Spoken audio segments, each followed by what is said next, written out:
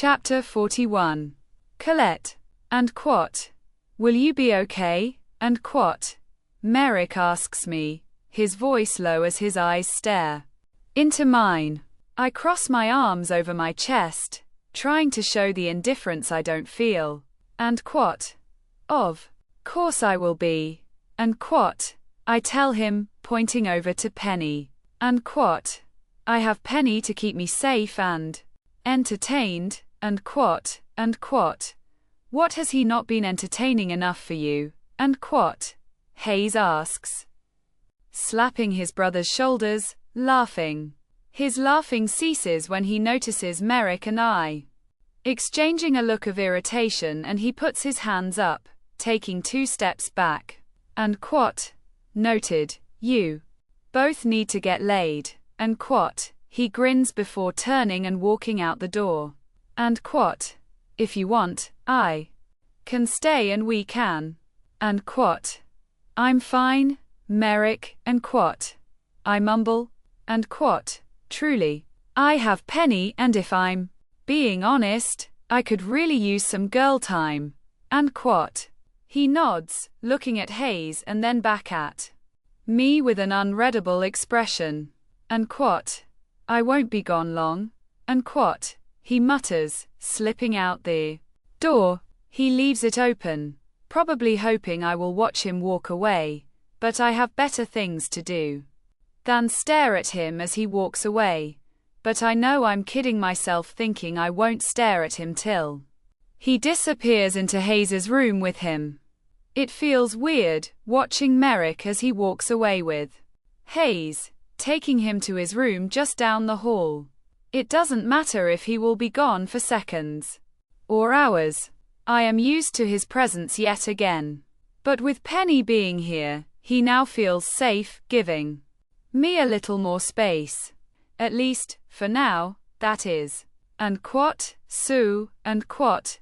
Penny smirks at me as she walks over to the couch and plops into the plush cushions, making a dramatic show of how comfortable it is. Her eyes roll to the back of her head as she pretends to faint from comfort, and I chuckle, walking around the side and taking my seat. And Quat. So what? And Quat. I ask, arching a brow. And Quat. It sounds like you are waiting for something from me or waiting to tell me something. And Quat. She bites her lip and grabs a blanket. And Quat. Now that I have seen Perk, I can fully focus on you and the mess of your love life. And Quat. I roll my eyes, a scoff tumbling from me. And Quat. What makes you think it's a mess? And Quat. I ask her, but I know she has a fine-tuned intuition. She chooses not to answer as she gives me a knowing glare, and I cover my face in embarrassment. And Quat. I thought everything was better. And Quat. I whine, uncovering my face. And Quat. He finally let me explain the thing with Grady, and he realized I was telling him the truth. But, and Quat. Her face falls from excitement to disappointment. And Quat. But what? And Quat. And Quat. He has been lying to me. And Quat. I whisper, frowning. And Quat. Okay, but like, I know this sounds bad, but what kind of lie are we talking about here? Like he told you he is a vegan, but you caught him eating a burger or, and Quat, she asks, looking entirely invested. And Quat. Like, he introduced me to my biological father and told me I'm a hybrid, but also hybrids are illegal, so everyone is going to want to kill me, so now he has to mark me. Penny's mouth falls open and she blinks, pressing back into the couch cushions with a whistling exhale. She seems to process as I watch the switch of emotions go through her face. She sits up, opening her mouth like she is about to speak, then she tilts her head, thinking better before plopping back again, her shoulders slumping. And Quat. Well, damn. And Quat. She finally works out, her eyes meeting mine as she frowns. And Quat. Yeah, Tell me about it, and quat. I mutter.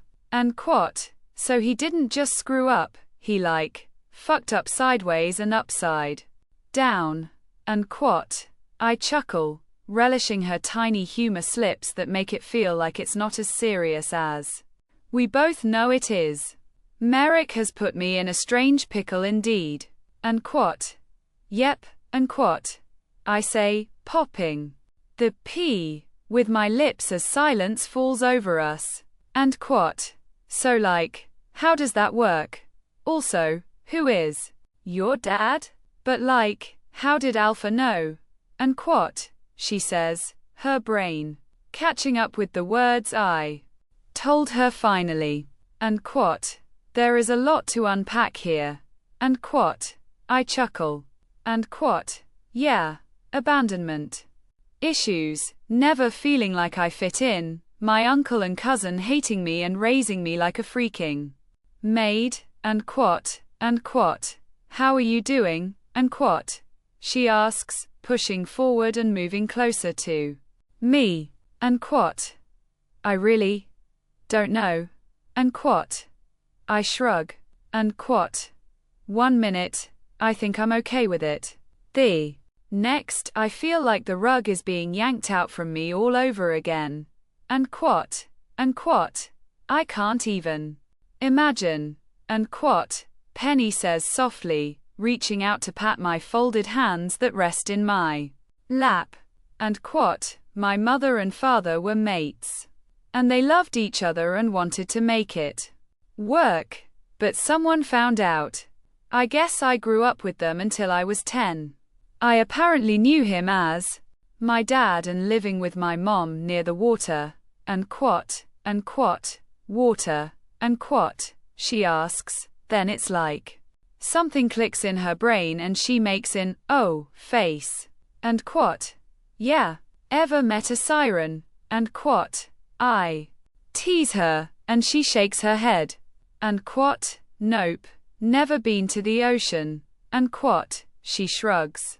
Eyes wide and filled with excitement. And quat. Well, hey. And quat. I give her a tight smile and she grins. And quat. Now you have met a half siren. And quat. She giggles. And quat. I feel pretty damn special, not going to lie. And quat. And quat. But also, they live in the ocean usually, but they can live in fresh water if they need to. And quat. And quat. You don't think there are any in the lake at home, do you? And quat. She asks, nervously. I let out a bark of laughter and shake my head. And quat. They would have to have permission to ever enter the water. Permission granted by the Alpha, and I don't think Merrick would agree to that. And quat. I tell her and she nods in understanding. And quat. Ah, I see. And quat. She pauses. And quat. So, what does all of this mean for you? And quat. And quat. Well, Merrick is going to have to mark me in order to keep me alive. If we can even get on the board. And quat. She rubs her temples, squeezing her eyes shut. And quat. I have never had so many questions in my head in my entire life. And quat. She mumbles. And quat. Well, for starters, yes, I'm okay with him marking me. Yes, we have already, consummated the mating, just without the mark. Her mouth falls open, and she pretends hits me as if I was saving the biggest secret for last. And quat. Okay, Luna, don't hold back. Tell me all about it. And quat. My cheeks heat as I blush. And quat. It was nice. And quat. I admit, feeling a little shy. And quat. And you guys have been going at it since. And quat. She asks hopefully. And quat. You know lycan needs and hair and all that, so it's just a normal, not creepy, question. And quat. She winks jokingly. And quat. We have not done it since that one time. and quat. I clear my throat and she winces. For me, and quat. You found out after, didn't you, and quat. She asks softly and I nod my head yes. And quat. I can't speak ill of him, but know that I'm on your side and if you need me to, I can arrange for his food to taste like shit one night. Then blame the staff, and quat. A laugh breaks from my lips as I press back into the couch, thinking about how hilarious that thought is. And quat. That does sound amusing, but I think my coldness to him has been doing the trick just fine. And quat. And quat. Do you think you will forgive him? And quat. She asks after a few minutes of silence. I sigh, trying to figure out how to answer it. It's something I have thought hard about every spare moment my mind is able to wander. No matter what I do, I am stuck with Merrick, as a mate, and as a Luna, and I refuse to let my people down the way everyone seems to have let me down my entire life. But does being stuck with him mean I should make it easier by just forgiving him? And quat. Eventually, and quat. I frown. And quat. I know it sounds weak, but to him I was a pawn, a means to an end for the suffering of our kind. In a way, I understand the logic, no matter how flawed it was. And quat. Plus, he reconnected you with your dad. And quat. She adds, and I nod. And quat. And my dad, Caspian, seems genuinely loving. Like he cares about me and wants to make amends. And quat. I pinch the bridge of my nose. And quat. I mean, really? At the end of the day, he did what he had to do for our people, and in the process gave me a part of my family back that I didn't even know I was missing. And quat. It's not easy to admit, but I do. My heart twisting at all the memories I have already created with the man I lost so much time with. And quat. Luna, and quat. Penny says softly. I can see it in her eyes that she is going to urge me to forgive Merrick and let him in. And it's not like I don't want to. I would love to forget that he betrayed my trust multiple times even after I have done nothing but prove my loyalty to him. And quat. Promise me you won't just forgive him.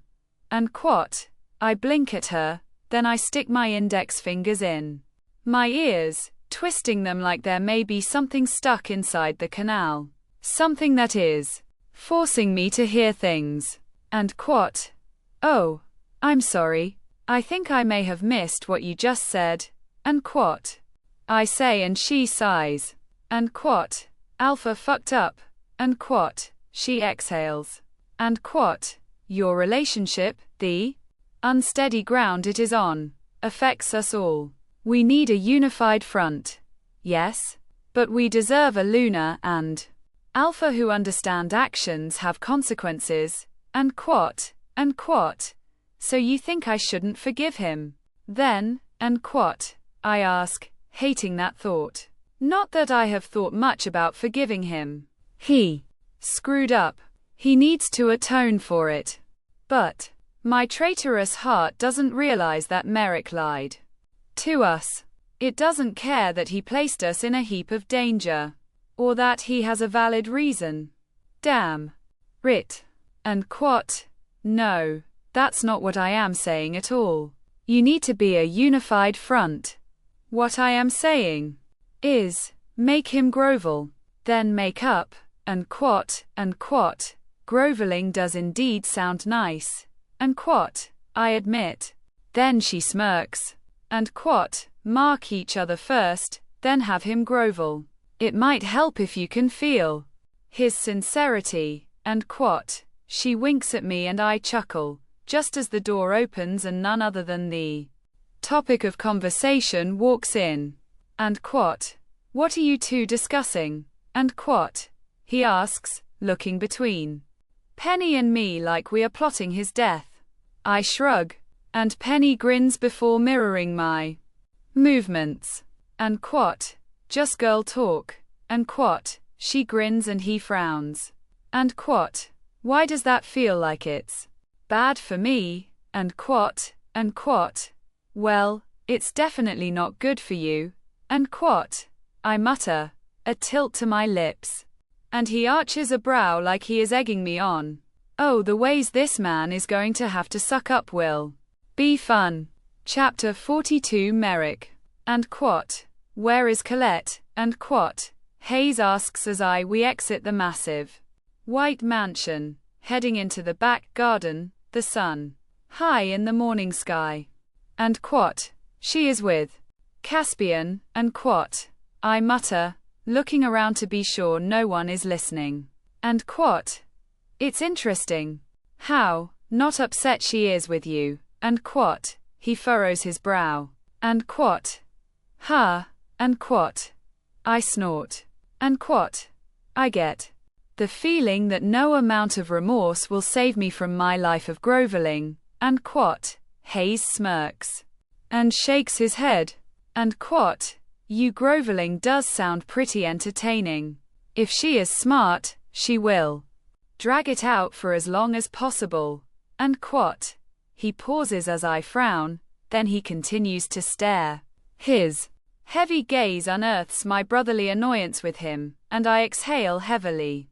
And quat, what now? And quat, I grit out, and he chuckles. And quat, oh, I'm just curious what you plan to do in your groveling.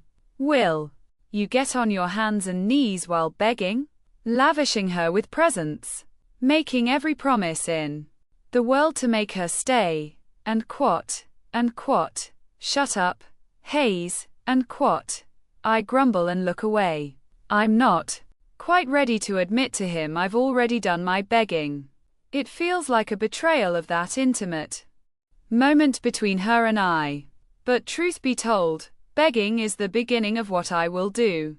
I meant what I said when I told her I was at her mercy, and I will be sure she knows it every single day. And quat, fine, then. Let's discuss the issue of her not being marked yet. And quat, he frowns, crossing his arms over his chest as he turns to look right at me. And quat, it's none of your concern. And quat, I sigh and he scoffs. And quat, as your brother, it is my concern. Winces. It's your mate, and as your beater, it is even more my concern. She is our Luna, Merrick. She must be protected. And your misconceptions can't keep you from protecting her. And quat, my anger flares, my blood boiling, as I press my lips together, trying to calm myself. He is downplaying the shit I have done. All the ways I have given her nothing to trust in me. I may be his brother, I may be his alpha, but I am fallible, just like anyone else. And quat, I lied. I betrayed her trust. Don't try to downplay what I did. You of all people know the depth at which a lie can burrow in and destroy even the most pure of things. And quat, I say with measured frustration. And quat, I am well aware, Merrick, of exactly how you fucked up. And I get a lie is a lie, but tell me, when were your lies malicious? When were they intended to harm her? I mean, truly harm her. And quat, I suck my teeth, reminded why I am the alpha, and not him. Hayes is wise, and he is a formidable beater, but that he can't see the issue is one reason I am the alpha. Other than my birthright. And quat, intent means nothing when the end result is just as painful. And quat, I frown at him and he looks defeated. And quat, look, I get it. You fucked up. We all did. The point remains that how you feel about her isn't a lie. Your reason for keeping things close to the vest makes sense. And quat, I sigh, shaking my head before I turn and walk away. This isn't the reason I brought him out here. We need to discuss the pack, the things ongoing with the committee, but most importantly, our plan. And quat, have there been any more reports of the red-eyed wolves? And quat, I ask him. I can feel the glare at the back of head. Hayes is a big communicator. Someone who likes to discuss things, especially when it's not easy. And quat, only for the first few days, it has been completely quiet now. And quat, he says, but I can hear his frustrations. And quat, and quat, I muse. It's not that I'm surprised by this news, more that I'm unsettled over not knowing what their next move is. There is no doubt they are after Colette, and for now she is safe. Or so we hope. What are you thinking? And quat, he asks, a tilt to his chin as he watches me, waiting for an answer. Caspian still hasn't figured out who attacked Percy. And quat, one frown. And quat, I mean, it's possible it was them. But would they be that bold? And quat, he frowns, looking like he doubts the statement. And quat, my guess is it's the person who has been plotting all of this. And quat, and quat, and quat, solid guess, brother. And quat, he says with a teasing grin. I give him a shove and he laughs lightly. And quat, Alpha. And quat, Percy calls from behind us, and I turn quickly, surprised to see him striding over to us with as much ease as he is. And quat, Percy. And quat, I smile at him and he bows his head. And quat, I want to be back on duty with Penny. And quat, are you fully healed? And quat, I ask him, and he looks away as he clears his throat. And quat, I am healed enough to protect and fight, Alpha. And quat, he says, his voice full of conviction as he meets my eyes. He is eager to prove himself, to prove that this attack was a fluke and he will never again allow something similar to happen. And quat, are you healed enough to explain what you witnessed? What happened? And quat, I ask him, and his cheeks turn pink as he clears his throat. And quat, I was attacked from behind, and when I tried to fight back, their hood was up. But I can say if they are one of the committee members who doesn't heal like us, there would be marks on their upper arms. He says with pride. And quat, what kind of marks? And quat, I ask him. And quat, claw marks. And quat, he smirks. And quat, I didn't go down without a fight, Alpha. You trained me. And quat, any red glowing eyes? And quat, Hayes asks and Percy shakes his head. And quat, no. It was like looking into a black hole. Nothing but darkness. And quat, he then looks disappointed. And quat, I should have tried harder to remember it all earlier. And quat, Percy, enough. And quat, I say, giving him a stern look. And quat, go back to your post. Follow in the shadows like before. And quat, his freckled face lights up in excitement as he rushes off to find Colette and Penny. I feel much safer having two people on Colette as opposed to one now.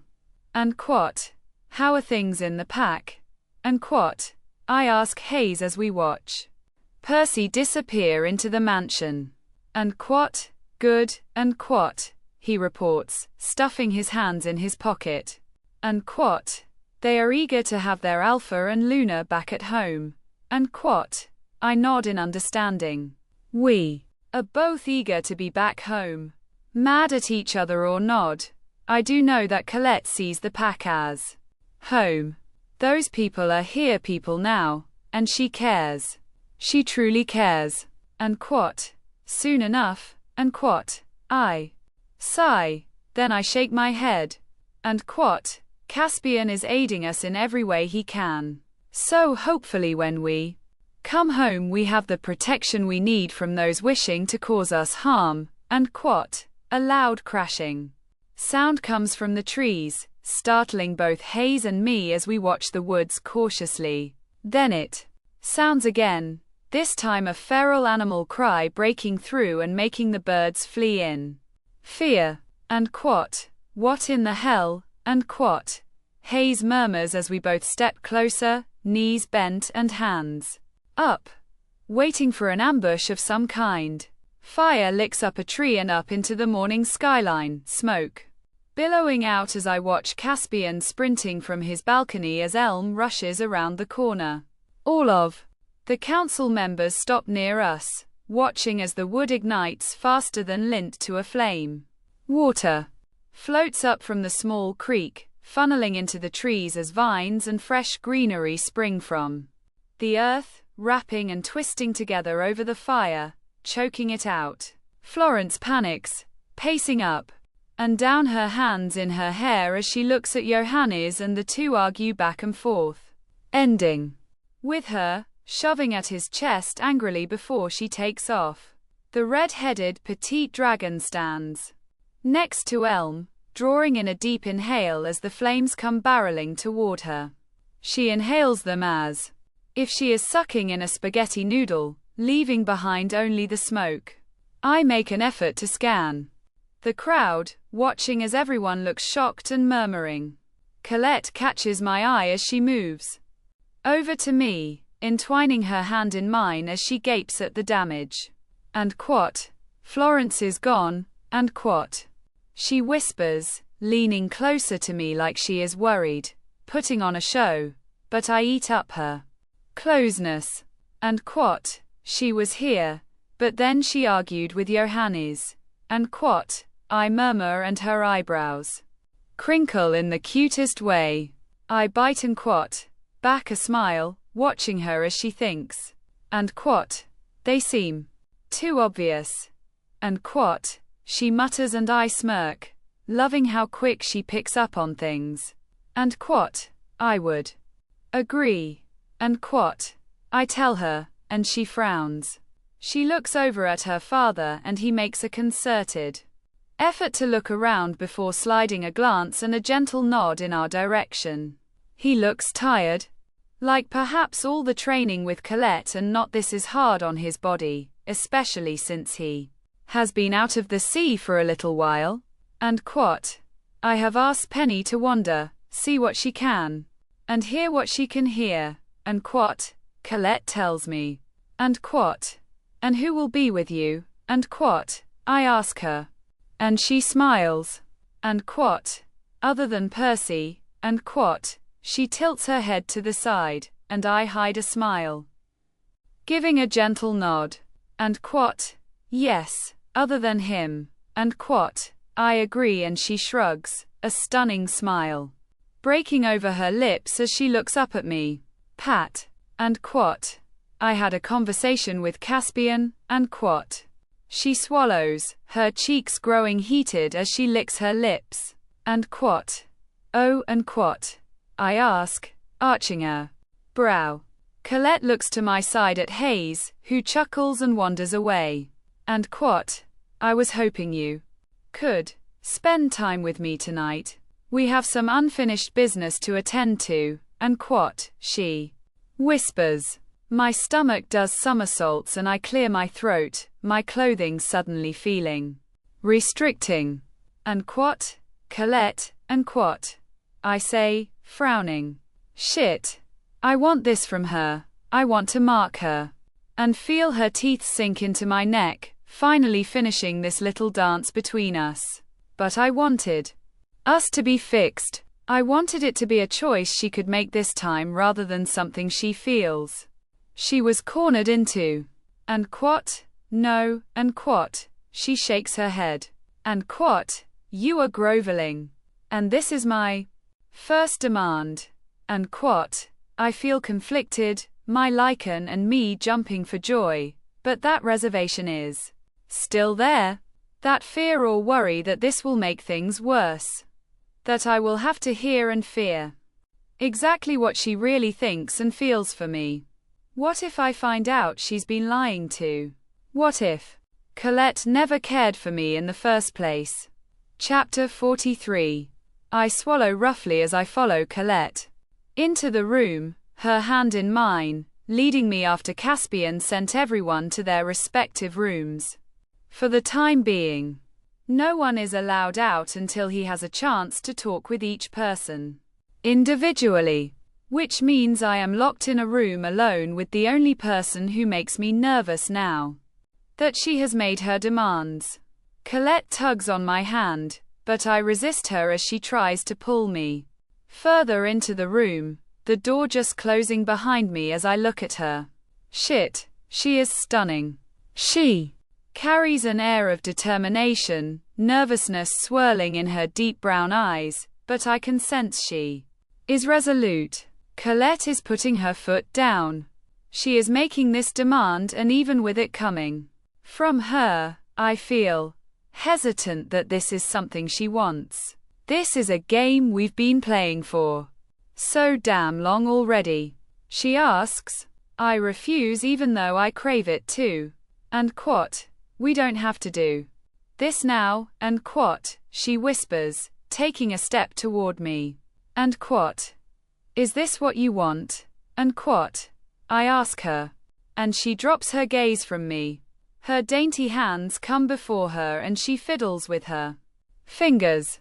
And quat, it is what must be done. And quat, she murmurs. My skin itches to caress her as I reach out and lift her chin with my fingers. I capture her eyes with mine, ensuring she sees me. And quat, I have done nothing but continually fuck up where you are concerned. And quat, I tell her, my mouth going dry when tears form in her eyes. And quat, there is nothing, no reason, for you to force yourself to do this. In every way you are my Luna.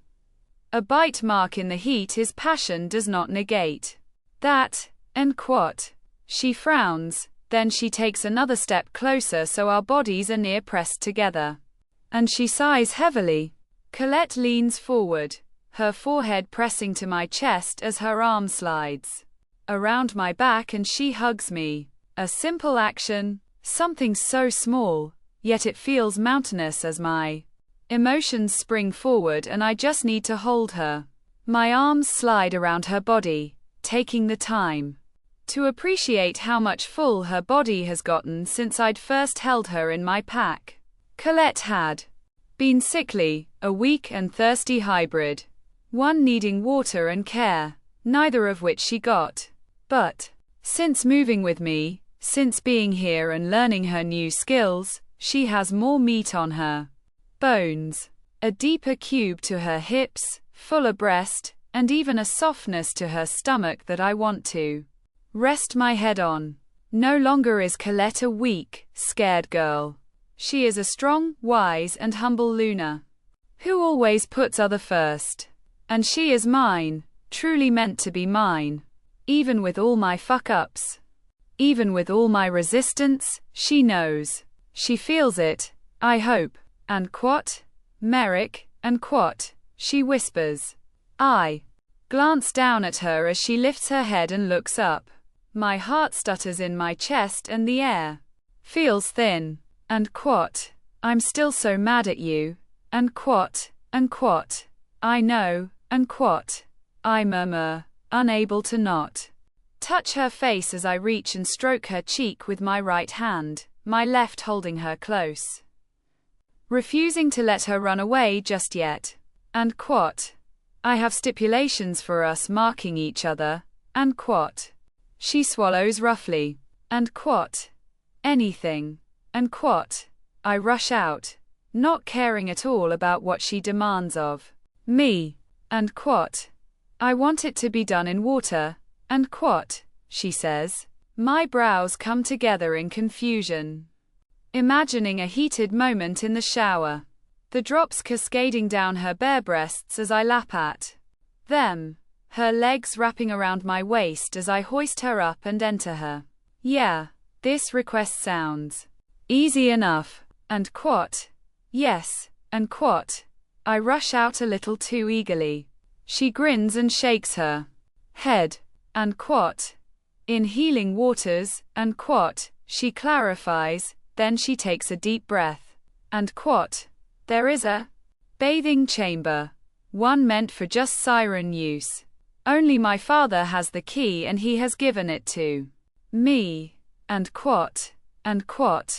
I already told you, whatever your request is, I will meet it. And quat. I remind her. And I fully intend on meeting every request she makes.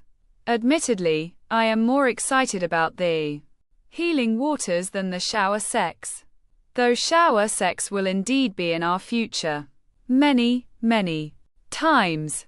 And quat. You will enter the water when I sing to you, and quat. She whispers, and my excited demeanor dissipates as I tilt my head. She looks nervous all of a sudden. And quat. Okay. And quat. I respond slowly, waiting for her to explain. And quat. You have controlled every scenario, what I know, my choices, and quat. She releases a shaky breath while I wait, growing more worried by the second. And quat. I want to use the siren song on you. To control your actions during. And quat. My eyes grow wide, my mouth falling open in shock. I snap it shut, my lips pressing together as I stare at her. Colette wants to control me. She wants to use the song to force my movements and reactions. She wasn't powerful enough to do much before. Just sing and I came running like a lovesick fool. But now she can manipulate me with it. And quat. You can do that. And quat. I ask her, surprised by this change in her abilities. She's been working hard with Caspian, but guess I didn't expect her to have grown so much so fast. And quat. Yes. And quat. She nods. And quat. So, what will you control? And quat. I ask, trying to get a better understanding. And quat. That is for me to decide. And quat. She says, taking a step away from me. And quat. I am the one in control this time. My muscles twitch at her words, not keen on letting my control go. But if this is what it takes, then I will do it. Even a little begrudgingly. And quat. Whatever you want. And quat.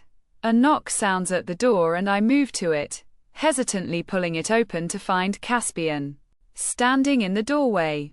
He looks disheveled, and he pushes his way in, moving directly toward Colette. And quat. What is going on? And quat. I ask him. And quat. Have you marked her yet? He asks, reaching out and pushing her head to the side, looking for a mark. He frowns and looks between us. And quat. We just made it back to the room. And quat. Colette reminds him and he paces away. And quat. What the hell is going on? And quat. I ask, and he frowns. And quat. Everyone is trying to pin what happened on you. And quat. He finally says. And quat. We know it wasn't exactly an attack, but they believe it was retaliation for your gamma being injured. And quat. Which would be just. And quat. Colette chimes in. And Caspian gives her a disappointed look. And quat. Just or not, now is not the time to get defensive. And quat. He grits out. And quat. I can sense something is coming, and every instinct is telling me you are not safe. And quat. She is safe with me. And quat. I tell him flatly. Does he think I am unable to protect my Luna? And quat. She is not safe until she bears your mark, and we all know it. And quat. You are pushing it awfully hard. And quat. I mutter, and he scoffs. And quat. And you both are fighting it harder. And quat. If it were my choice, we would be mated fully by now, but I need Colette to make this decision and I refuse to rush her. And quat. Fine. I will. and quat, he says, whipping around to look at Colette, and quat, my dear, sweet, newly found daughter. I cannot handle losing you again. I am begging you to please, and quat, I already decided we would go through with it, but it will be in my time, and quat, she says, crossing her arms over her chest, and quat, your time ends by end of day tonight, Colette, and quat, she flushes pink, and Caspian rolls his eyes, and quat, it's just a mark, Colette, and quat, he whispers, and she scoffs, then she rolls her shoulders back like she is ready to say something before he looks at his watch and curses under his breath, and quat, but I have to go.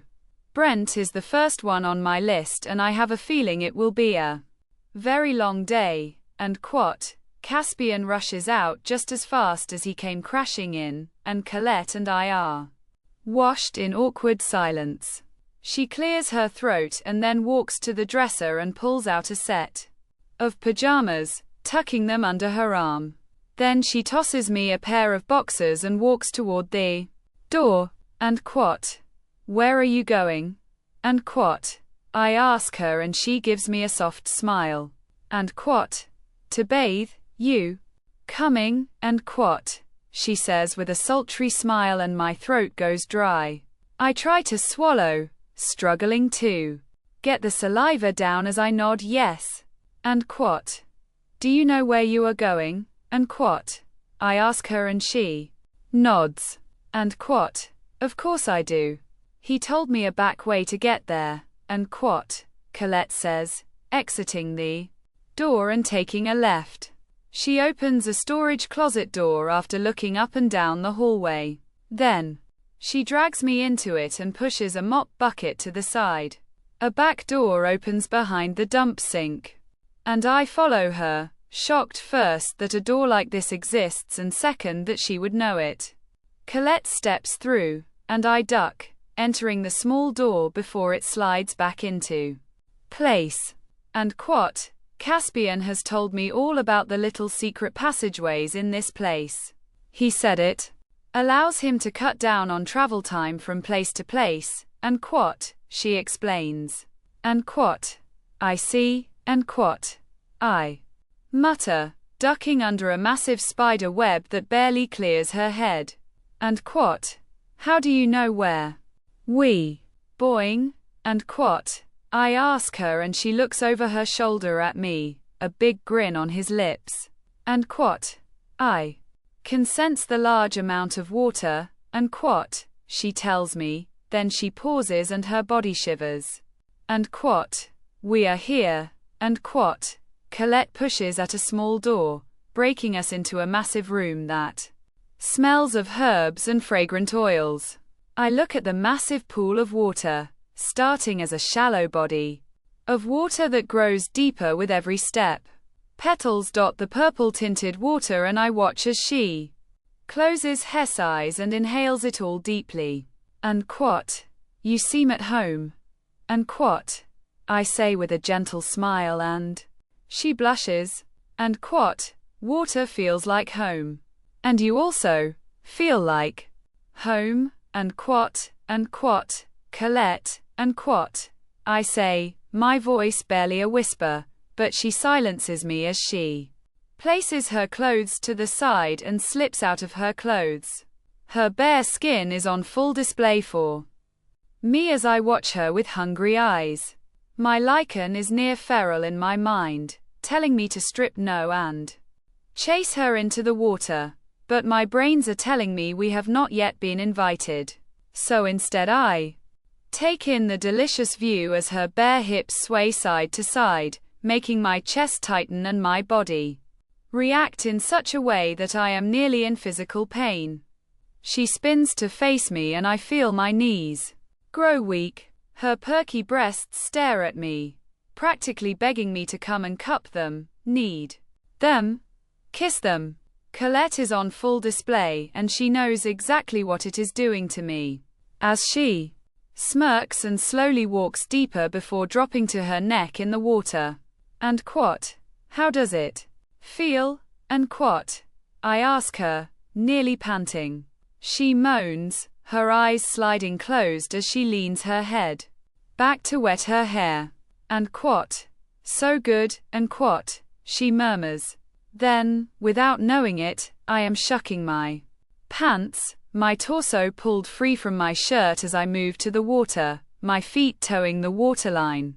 I wait, so fucking patiently, for her to beckon me, or tell me to leave. One or the other, but instead she watches me, every second more excruciating than the next that I can't touch her. And quat, you want to come in? And quat, she asks, and I nod, like the wanton man I am, and she chuckles. And quat, have a seat. I plan to soak for a while.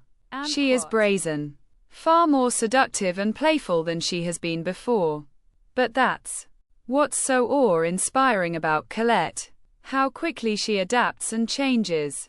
How the moment her strength grew, her personality developed, revealing the true Luna beneath the once reserved and scared maid. She has always been pretty, but there is something about a woman who has come into her own that is utterly spellbinding. I watch her every move with complete interest, soaking in every second as she lavishes her body with warm, healing water.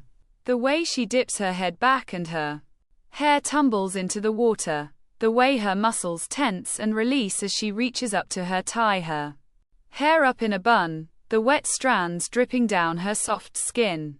I am a goner. Not that I wasn't aware of this much earlier.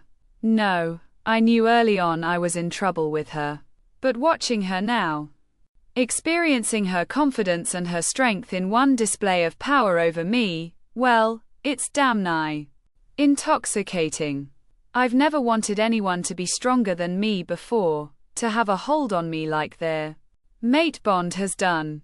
But this is far beyond that. The mate bond is nothing compared to love. The pull of her, the way my body ripples with awareness every time I notice her eyes on me, that was never there with Lauren. My body craved Lauren, but my heart and soul weren't in it. Every fiber of my being craves the woman before me. Those brown eyes, that silky skin, and that smart-ass mouth are mine. All mine, and there's not a damn thing I wouldn't give up for her if she asked me to. I'd lay my life down for her, and it'd be the easiest thing I'd ever done. And quat, what are you thinking about? And quat, her sweet voice echoes through the room, a smile breaking over my lips as our eyes meet. And quat, about how much you have changed and how much I just want to touch you. And quat, I tell her truthfully, and she blinks. And quat, clearly caught off guard. And quat, that won't make me forgive you faster. And quat, she says with the tiniest frown tugging at her lips. And quat, make me suffer my whole life with you at my side. And quat, I shrug. And quat, it won't change the truth I just gave you. And quat, I don't want you to suffer. And quat, she says, looking disappointed.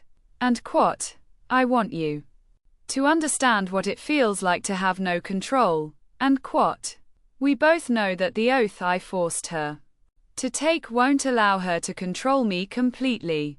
But as long as she doesn't try to kill me, it won't fight the pull she creates with her song, I don't think. I trust her. It's weird to admit it, but I do. I trust her explicitly, and I don't deserve her, but here I am begging for anything she will give me. Colette plays with the water, her face falling as she dips forward, her body gliding into the water as she fully submerges herself. My body tingles, my lycan going crazy as an ethereal sound fills our mind. I gasp as my body moves on its own, stepping into the warm water as it sends shivers through me. My lycan wants to fight the control, growling in my head and angry with me for not trying to resist.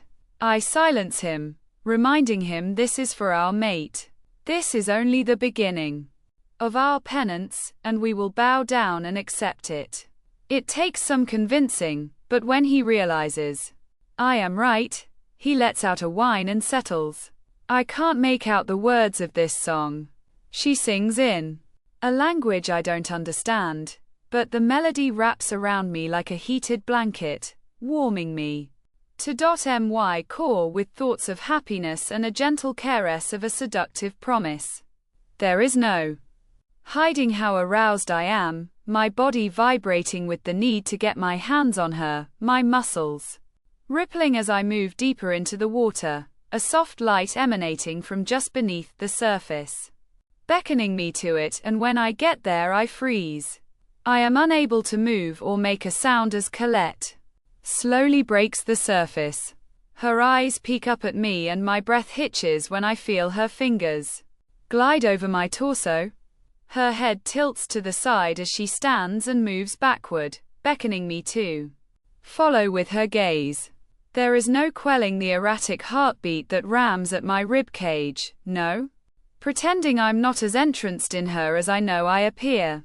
She has me stop right before her, my fingers itching, my skin crawling to be closer, though she refuses to let me.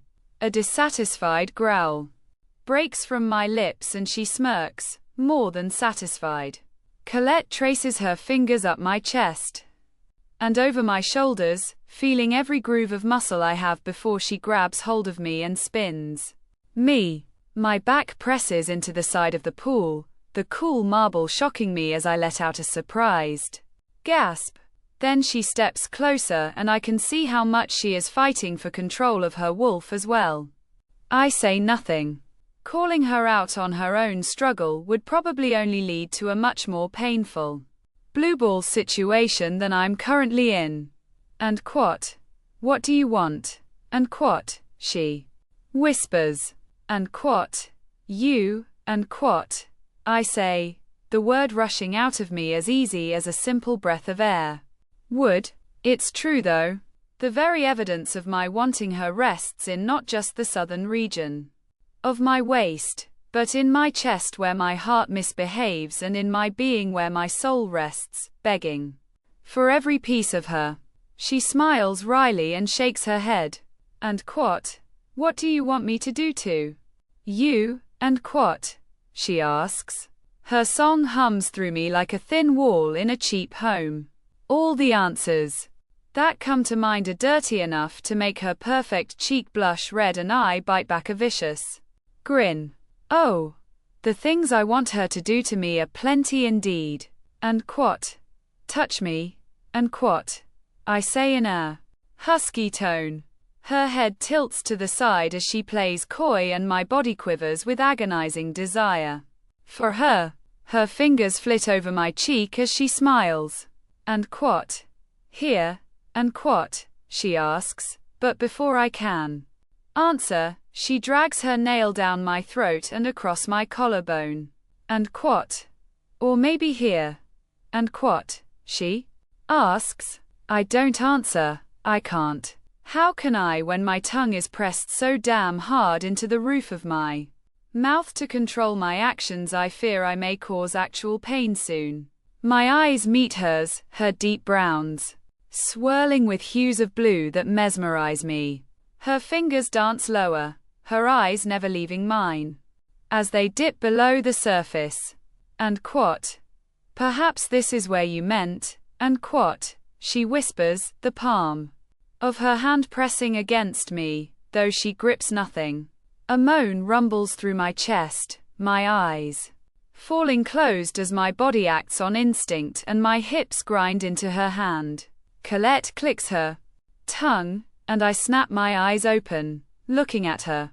And what? You cannot take. And what? She says, her eyes firm. And what? This is not for you. And what? And what? Trust me, my little Luna, I am in nothing but agony. And what? I grit out, trying to keep my composure. And what? You don't seem like it. And what? She whispers, and I chuckle, leaning down. And quat. Should I tell you how much agony I am in? Would that please you? And quat. I whisper, and she seems to think for a moment.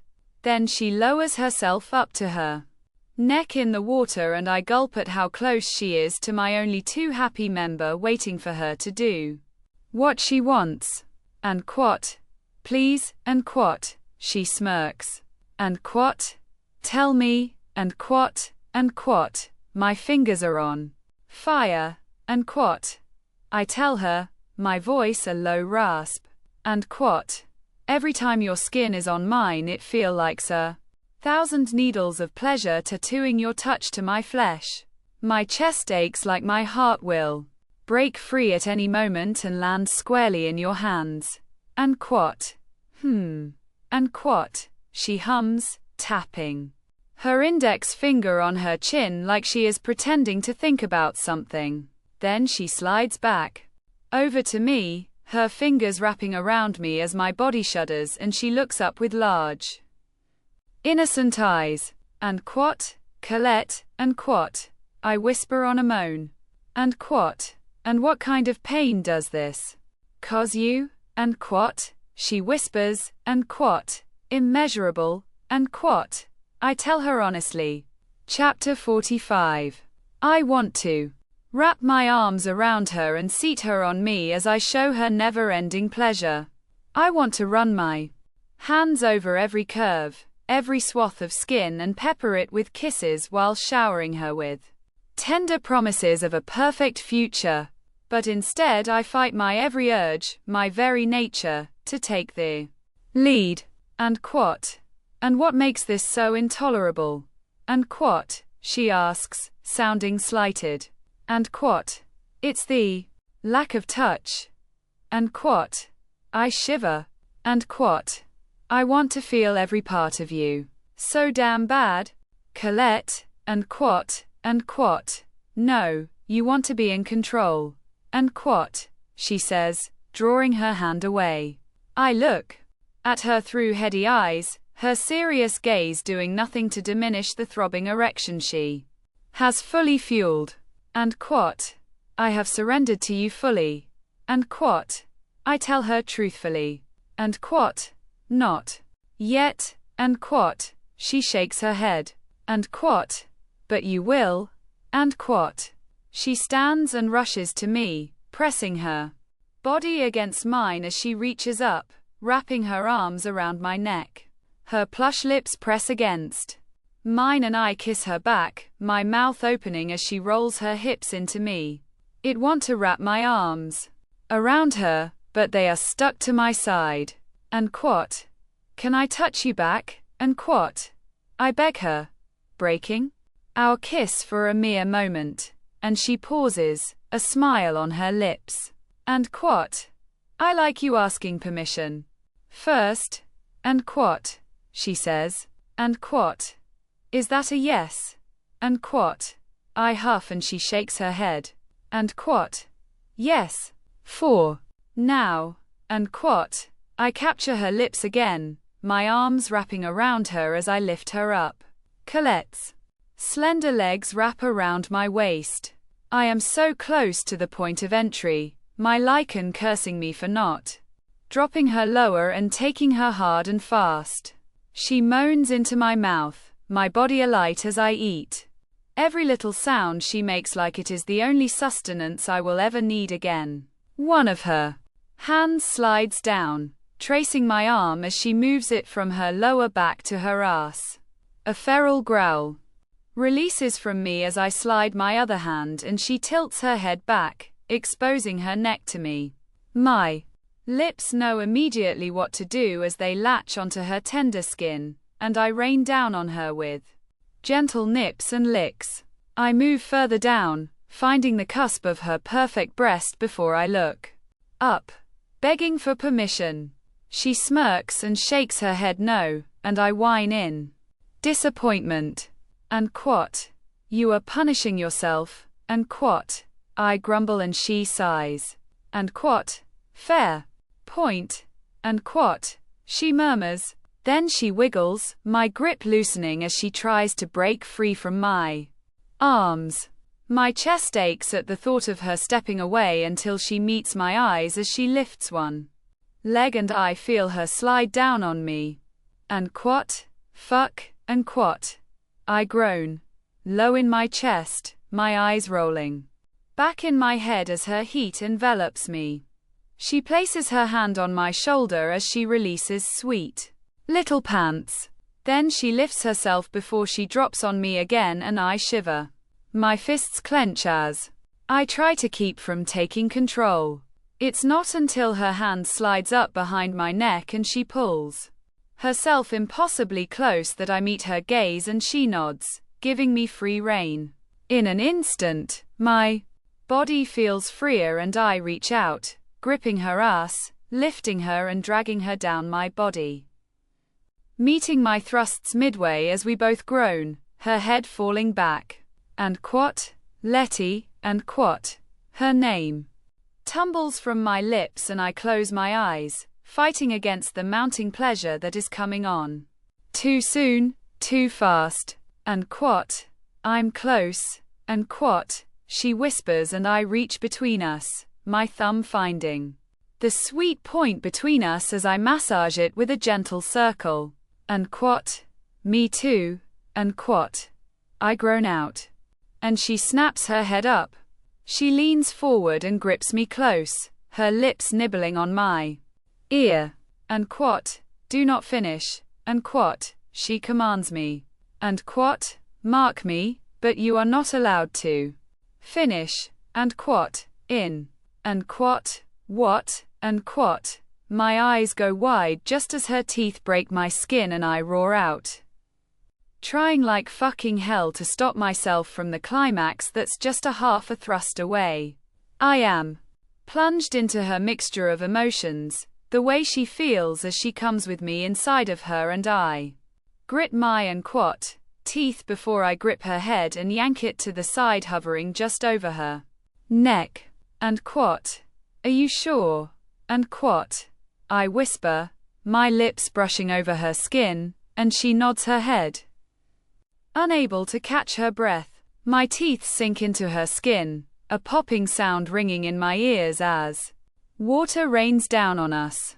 She rolls her hips into me and I bite down harder, fighting the orgasm that tries to rip through me, and then she hisses in pain. And quat, finish, and quat, she whispers. And quat, come, now, and quat, my head falls back and my eyes close as I convulse, clinging to her as she shakes in my arms. I find it impossible to make a sound until I come down from the clouds, my forehead finding her shoulder and I rest it against her soft skin. My lungs ache as she gently pushes herself away from me and drops beneath the water, her back to me. When she pops back up, she moves toward the shallow end, leaving me having to catch my breath. I try to follow, but she stops and looks at me, tears in her eyes. And quat, I need to use the restroom. And quat, Colette whispers just as a soft sob breaks free. I furrow my brows, worry replacing the pleasure. And quat, did I hurt you? And quat, I ask her. And she nods her head.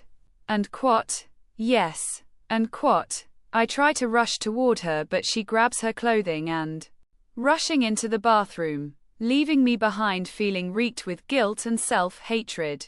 Had I bitten her too hard? Or maybe I was too rough on her for it only being our second time together. I drag my hands through my hair and slide beneath the surface for a mere moment before breaking the surface while allowing my mark to remain in the healing waters. I touch the tender spot in my neck, where her mark is. The same spot I bore my mark for Lauren, but this time, it feels different. It feels right. Like this mark belongs here and no one can change that. Colette is safe now, protected from anyone who might try to harm her for who she is, what she is. There is not a single being in the world who would successfully take her from my side now.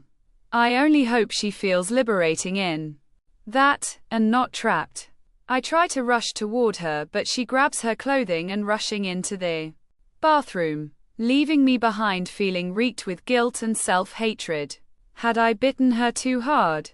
Or maybe I was too rough on her for it only being our second time together.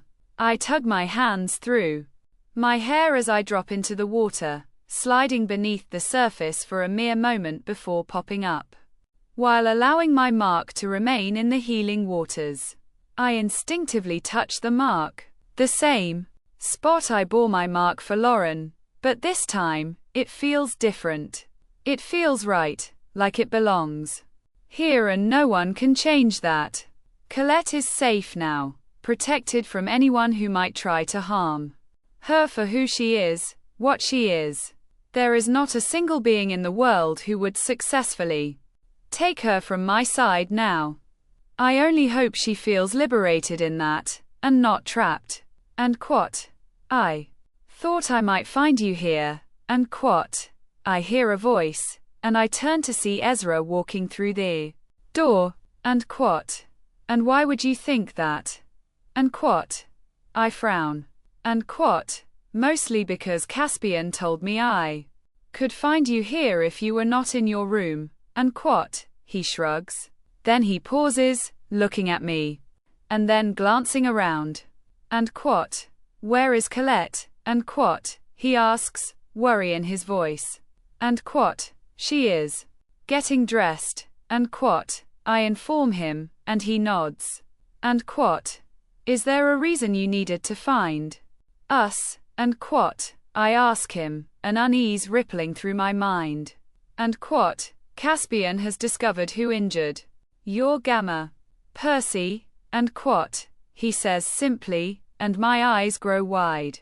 And quote, who on council was it? And quote, I ask him, my anger rising. And quote, it is not wise to speak about it outside of his office. Alpha. And quote, he says, looking around, and quote, I do not think we are as alone as you would hope. And quote, he whispers. And quote, we will be right there. And quote, I inform him as he turns his back and exits the room. I rush out of the water, toweling dry as I shove my legs into my pants, and then I gently rap on the bathroom door.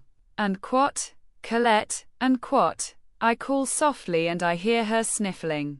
I go against what in instinct tells me, and I push through the door and find her sitting on a small bench in the large locker room-like area. Her red eyes find mine and she bites her lips. And quote, shit, I didn't mean to hurt you.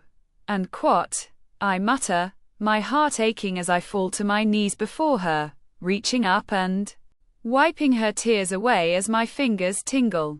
And quote, where did I hurt you?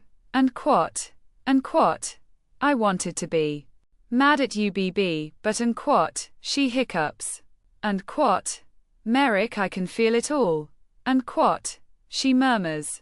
I furrow my brows, confused. And quote, feel what? And quote, the mate bond. You weren't lying. And quote, she whispers, her eyes full of love and confliction. And quote, we really a second chance mates. I can feel the bond. And quote, and it hurts you. And quote, I ask, yanking my hands away. She reaches out and grabs them, gasping as the bond electrifies between us. And quote, no, what hurts me is how much I understand you now. How much I can feel your sincerity in the way you trust me and love me. It makes me want to forgive you. And quote, I frown, taking her hands and pressing them to my lips. And quote, I never meant to hurt you. And quote, I whisper.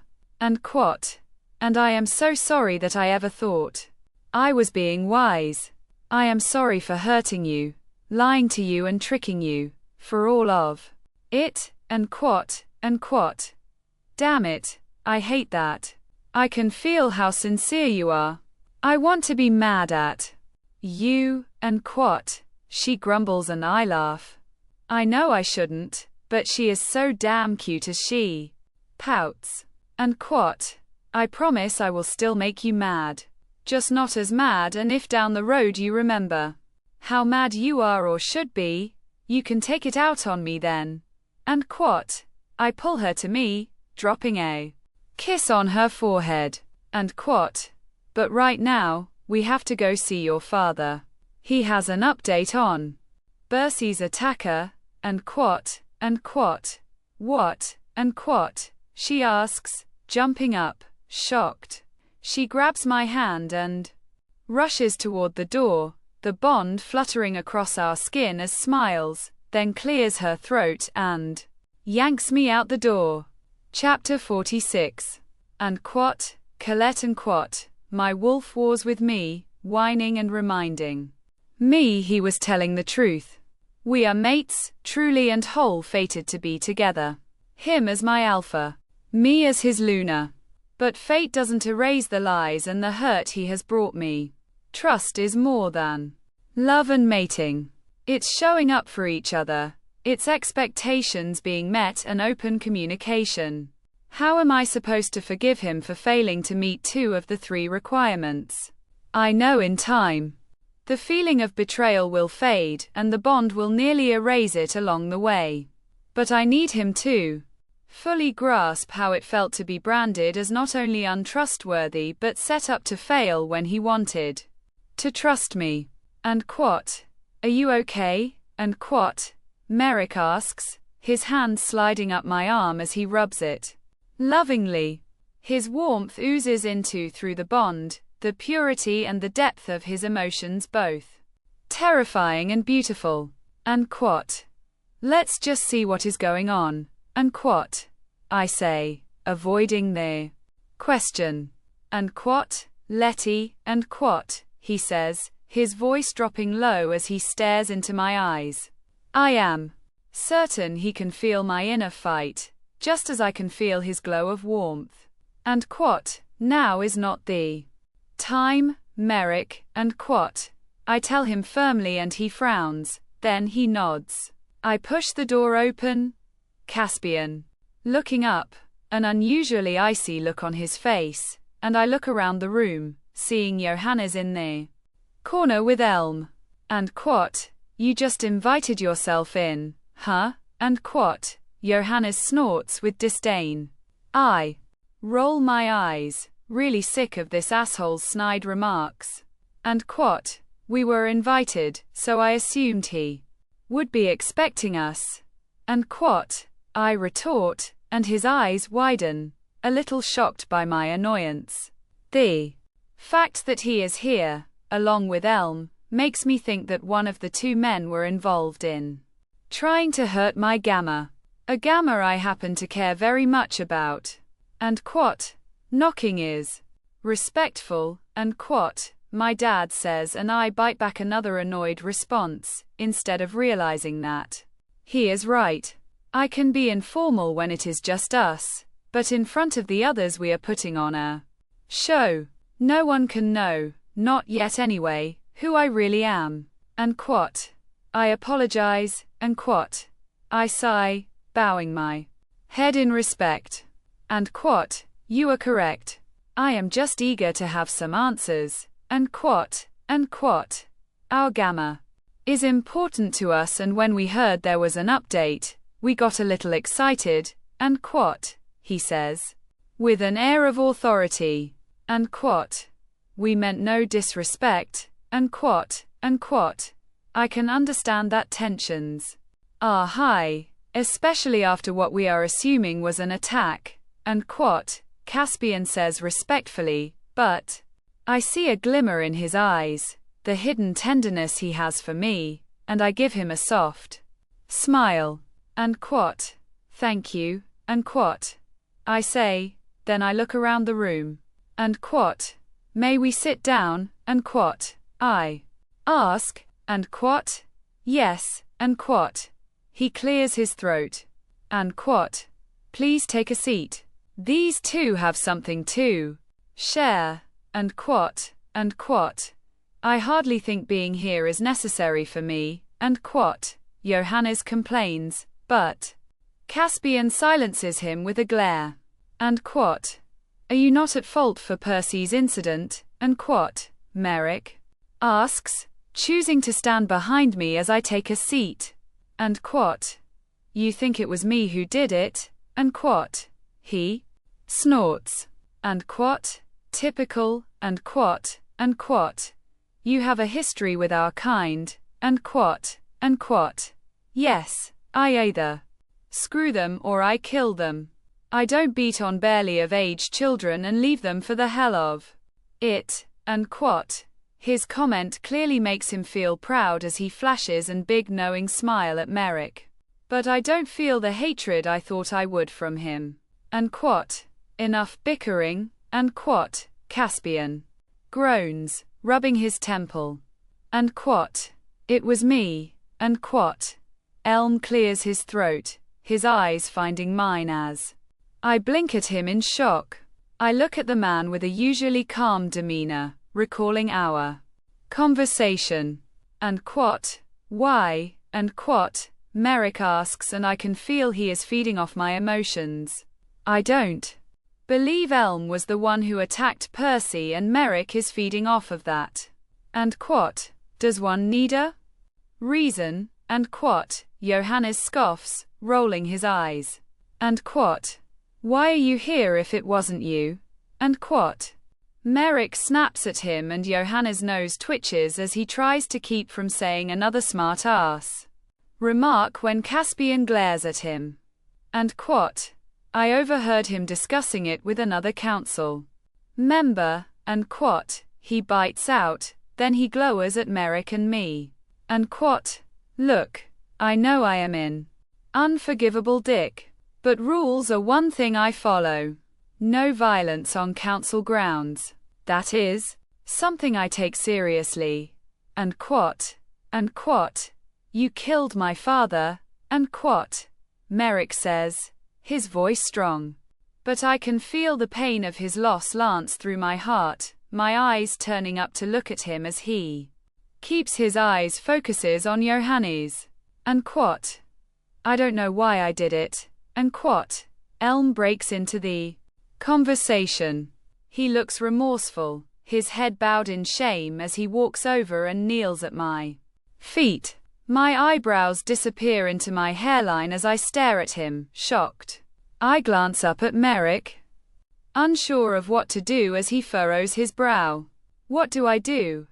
I think in my mind, and I nearly crawl out of my skin when I hear Merrick's voice in my mind. What do you want to do? He asks me. My skin goosebumps and I hear his laughter filter through me and it warms my chest. Our mind link is fully established. This feels weird, I'll admit. We need to devise a punishment for Elm, he says, bringing me back to the issue at hand. I need you to elaborate on why you don't know. I say to Elm, who looks up at me with his remorseful eyes. I don't recall being in the woods, or even seeing him around. I remember waking up in pain and using the earth's energy to heal my wounds. Truthfully, I had no idea what I could have possibly done for it to happen. I furrow my brows looking at my father, who seems to be in deep thought. I thought we couldn't use our powers before the attack happened. Johannes adds in thought, his own interest clearly rising. As we all discuss this openly. Is it possible he was controlled? I ask, looking up at Merrick. Like the red-eyed wolves? Red-eyed wolves? Johannes mutters to himself in question. Yes, if the magic barrier were down, Merrick offers, ignoring Johannes, but it was supposed to be up at that time. It should have only come down in order to help Percy heal, as his healing was affected, and quat, so someone was able to topple it. Make me beat your gamma and then put it back up, and quat, Elm asks, and quat, seems that way, and quat, Caspian mumbles, and quat, so it is not entirely your fault, Elm, and quat, how it happened is no matter to me, and quat, Elm says, bowing his head again, and quat, I wish to atone for my hand in it all, and quat, I sigh, tilting my head as I look at him, and quat, Elm, if you were coerced in any way, it is hardly your fault, and quat, not to mention hurting him isn't what is illegal, and quat, Johannes adds, and quat, it is when they are here and when they are protected under my watch, and quat, Spion bites o. Johannes puts his hands up in defeat, pacing over to the window that overlooks the garden, and quat, have your workers here noticed anything, and quat, Merrick asks Caspian, who rubs his temples, looking tired, and quat, no, and quat, I keep my focus on Elm, watching him as he doesn't move a muscle, waiting for his punishment while the other three discuss and try to get a better understanding of things. Elm doesn't recall it, so punishing him feels wrong. He could be faking it, Merrick says in my head, and I turn, looking up at him. He gives me a tight smile, showing me he is just trying to help me understand the situation better, but I don't respond. And quat, I want you to vote for us to join the council. And quat, I say, making the room fall silent. Johannes scoffs and I feel a trickle of pride filter from Merrick. And quat, that is the punishment I chose for you, and quat, Elm looks up at me, confused. His mouth falls open to speak, but he tilts his head and frowns. Then he sits back on his knees and watches me closely. And quat, you don't want to beat me or my mate, and quat, he asks like either would have ever been an option. And quat, of course not. Your mate is more innocent than you in the matter, and I am convinced you are equally not at fault. And quat, I tell him. And quat, I'm confused. And quat, Johannes snorts. And quat, you are just going to blackmail him into voting you back onto the council. That is not how this shit works. There is a process. And quat, I accept, and quat, Elm says gratefully. And quat, I accept, and I attest to the fact that I would have voted for you before you asked this of me. And quat, Johannes, and quat, Merrick says his name and the vampire hisses at him, as he turns to look at him. And quat, who was he speaking to about it? And quat, I was talking to Florence, and quat, Elm says. And quat, she told me I should not come forward, that it would be bad for my family, but when Johannes told me he knew, he swore he would blackmail me into voting against you. And quat, I glare at Johannes, who shrugs. And quat, I do not think your kind belongs here. And quat, that is not up to you, and quat, Caspian says. And quat, they should be eradicated, and quat, he bites out. And quat, down in the dirt beneath my feet, where they belong. And quat, leave my presence, and quat, Caspian says, bolting up. And quat, I am sick and tired of your blatant hatred. You caused your own downfall, and the death of the woman you pretend you didn't want. Johannes slinks out of the room without so much of a look back at us, and Caspian pinches his brow. And quat, he is not the only one speaking of eradicating your kind, and quat, Elm tells us.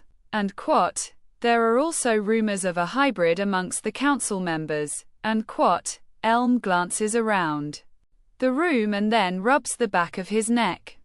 He meets my gaze and then his eyes skirt over to Caspian.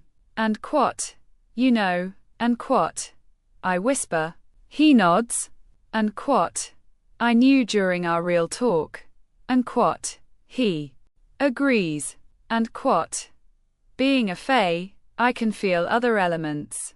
Earth is my specialty, but I can sense the water in you. It's in your veins, melded into your soul. And what? Have you told anyone else? And what? Merrick asks, his protective nature coming on strong as his voice sounds like a threat rather than a gentle question. And what? No, and what? He says simply. And what? I voted against no hybrids. To my kind, mate, a true mate, is a gift that is rare.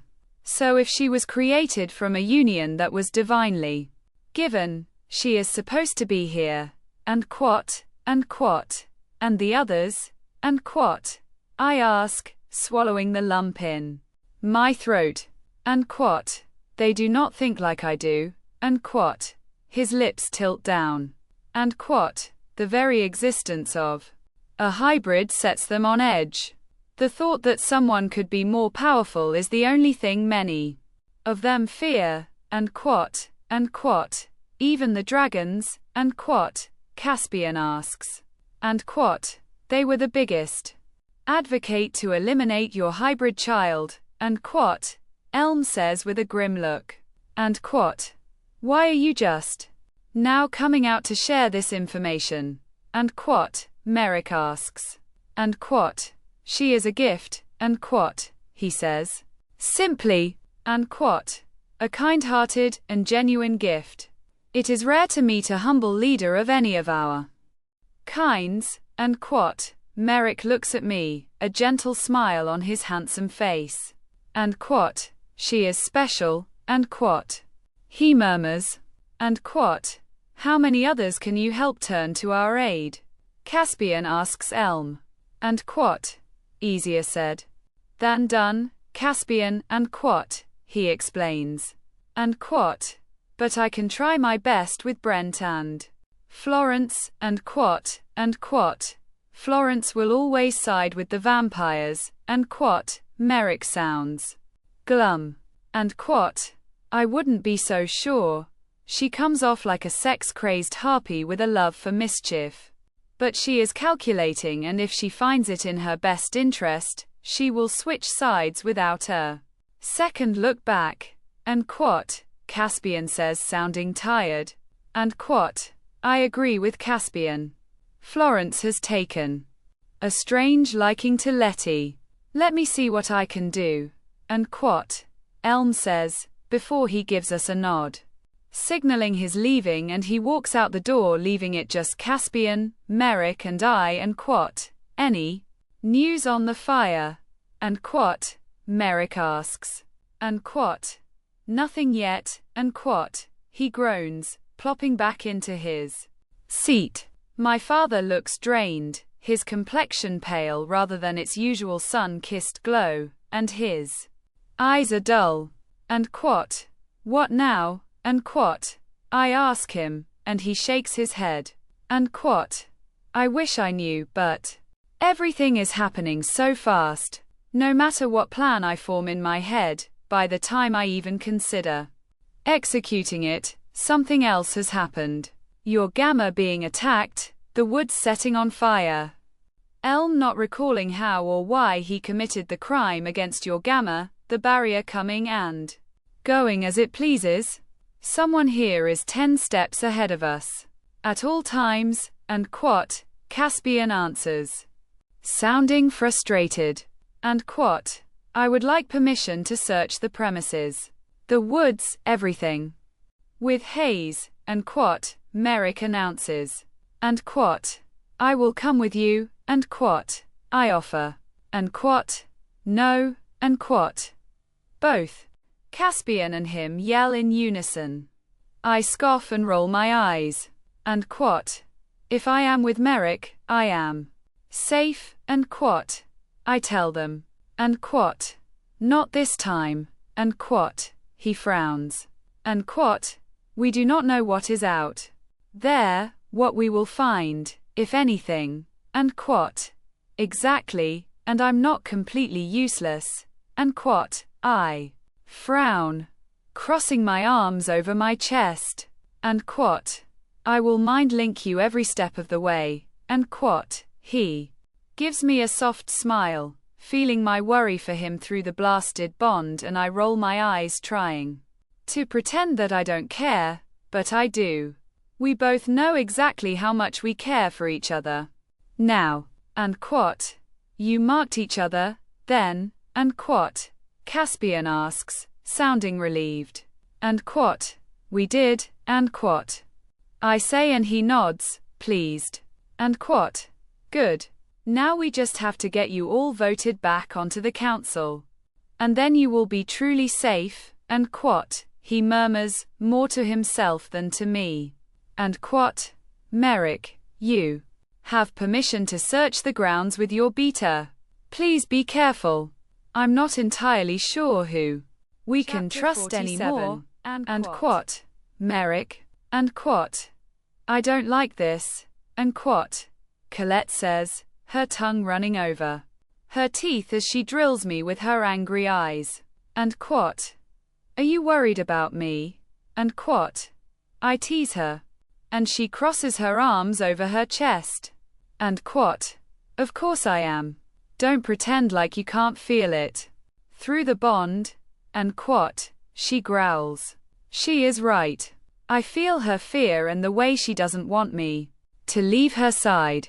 The way she wants to just wrap her arms around me and keep me here. It's damn adorable and so fucking refreshing to know it rather than hope.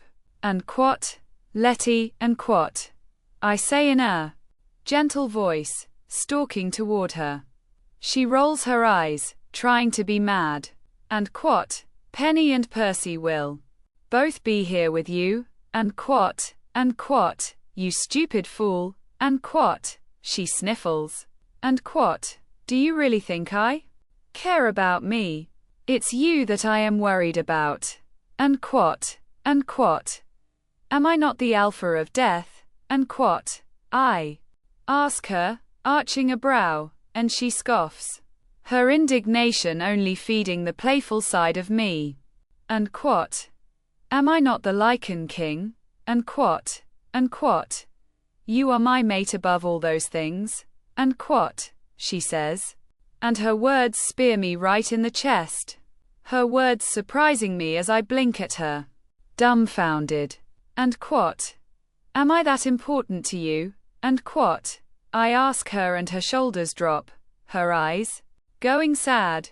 And quat, do you need me to say it as well as feel it for you to believe it? And quat, she asks me, and I nod emphatically. And quat, every day. I need you to tell me every day. And quat, I love you, and I hate you. And quat, she says like the smart ass she is. And quat, oh, and what is it you love about me? And quat, I ask, walking toward her and rubbing up and down her arms as she looks up at me. And quat, you mean what is it I hate about you? And quat, she rivals, and I smirk. And quat, oh, I know why you hate me, a little all too well. What I don't know is why you love me. And quat, because of the mate bond. And quat, she says, but I feel the lie, all the while watching her lip twitch. And quat, interesting. And quat, I mutter. And quat, do you want to see if the lie detector works for me, too? And quat, I ask, arching a brow, and she fights back a smile. And quat, hit me with your best lie. And quat, she says, bracing yourself as a knock sounds in the door. And quat, brother, open up. And quat, Hayes calls. And quat, hold on, I'm having sex with my mate. And quat, I call out, and her eyes go wide with embarrassment. and quat, no, he is not, and quat. She squeals as I laugh, scooping her up and holding her close.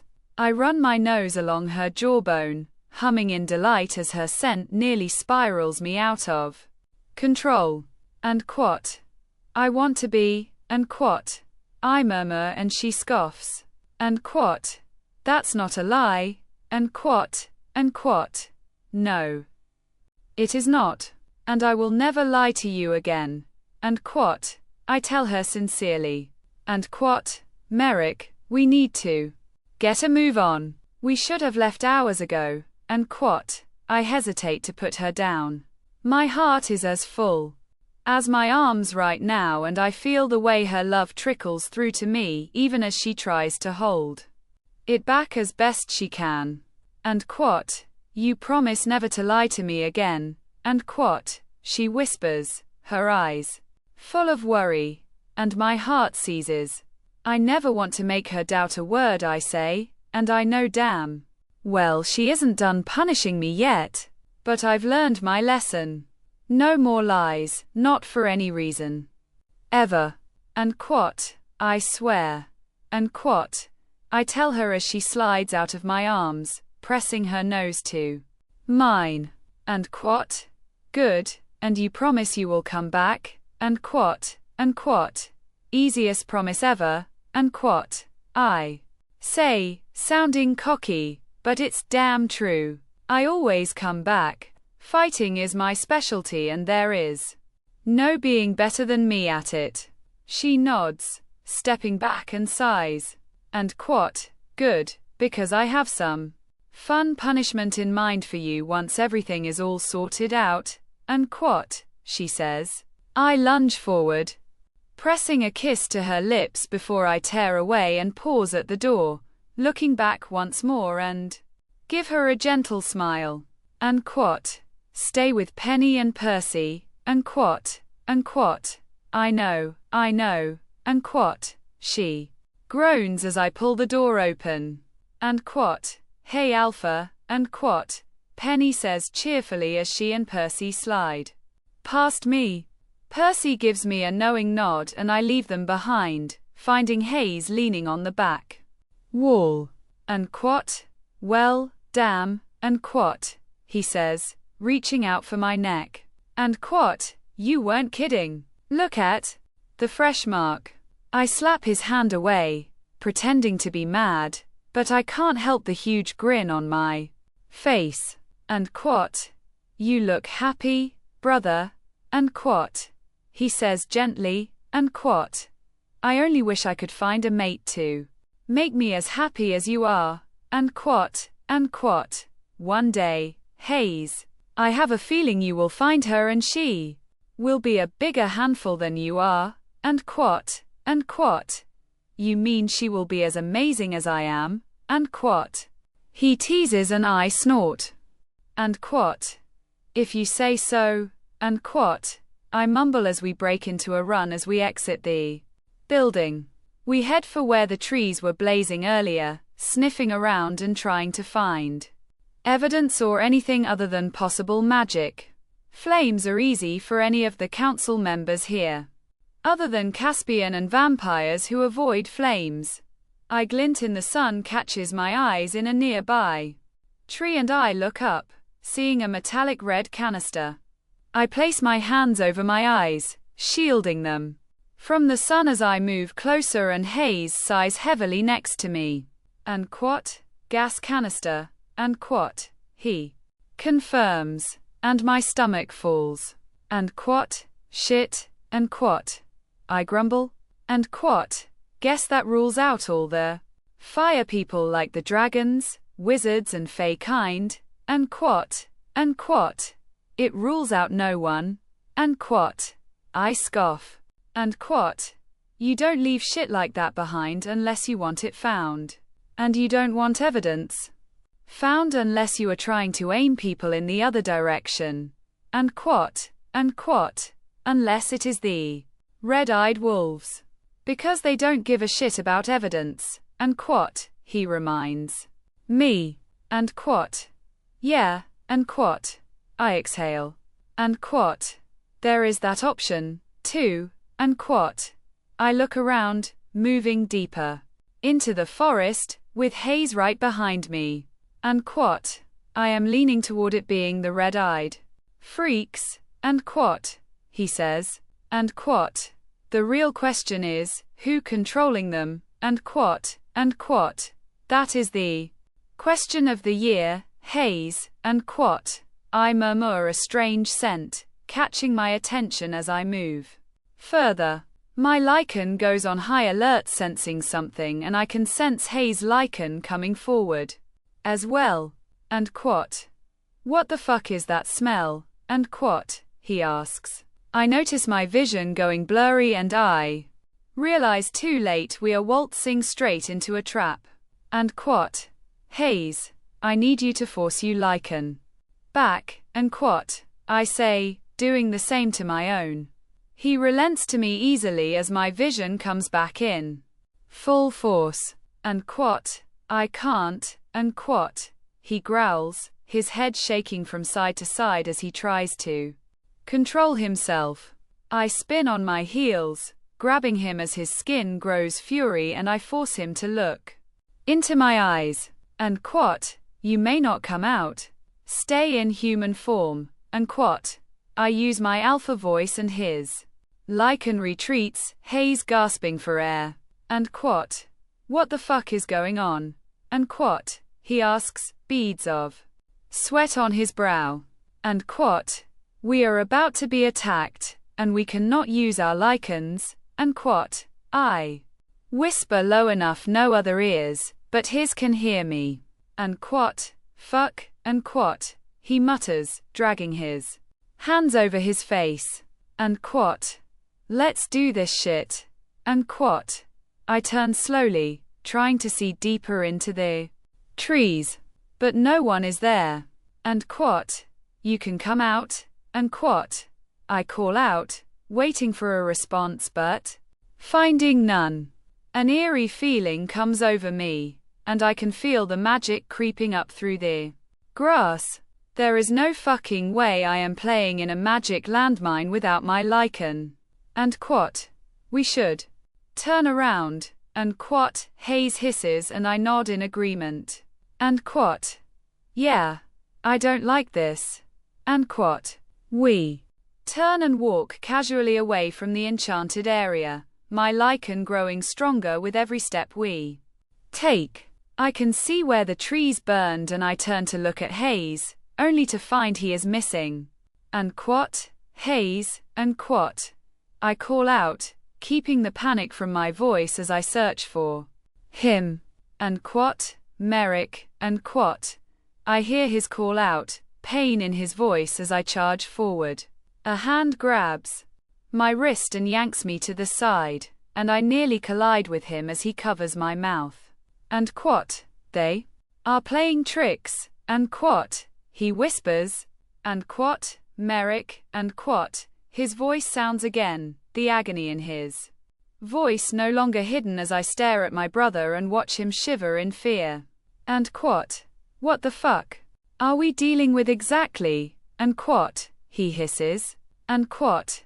Hell if I know. And quat. I grumble, crouching down. Then I see it. A werewolf wandering aimlessly, her mouth wide open as my name screeched from it like a recording. My blood goes cold and Hayes grips my arm. I can sense his fear as well as I can feel my own. And quat. We need to get out of here. And quat. Hayes says firmly. Chapter 48. And quat. I agree. And quat. I say, standing and sprinting in the opposite direction of the thing, pacing the woods, screaming my name. I make sure Hayes is on my heels this time, checking every few seconds to verify he is still there. A loud crack sounds as pain radiates up my side and I fly through the air, rolling as I hit the ground. Before I can get my footing, a body is on me snarling and swiping at my face. And quat. Shit. And quat. Hayes growls, his lycan taking over as my own comes forward. Body after Body tumbles onto me, a mod of red-eyed freaks, taking chunks of my flesh from me as I plow through them with my razor-sharp claws. I finally make it to my feet, rushing over to Hayes, and I tear the bodies from him with ease and help him up. We stand back to back, towering over the sea of werewolves who aren't in their right minds, waiting for them to strike first. Instead, they wait. A single woman pushes them all aside, walking up, her eyes more vibrant than the others, and I notice she is a lycan. And quat, we only want the girl. And quat, she says, the sound emitting from her even with her mouth closed. And quat, no, and quat, my lycan growls. And quat, mine, and quat, then we will have to kill you, and quat, she says again. And quat, try, and quat, Hayes lycan says, charging for her. His hand flies out to swipe across her, but he stops before he hits her, his lycan shaking. And quat, mine, and quat, he whispers. And quat, mate, and quat, damn it. This is the last fucking thing we need right now. I shove Hayes aside, knocking the girl out, her eyes falling closed as the others attack us.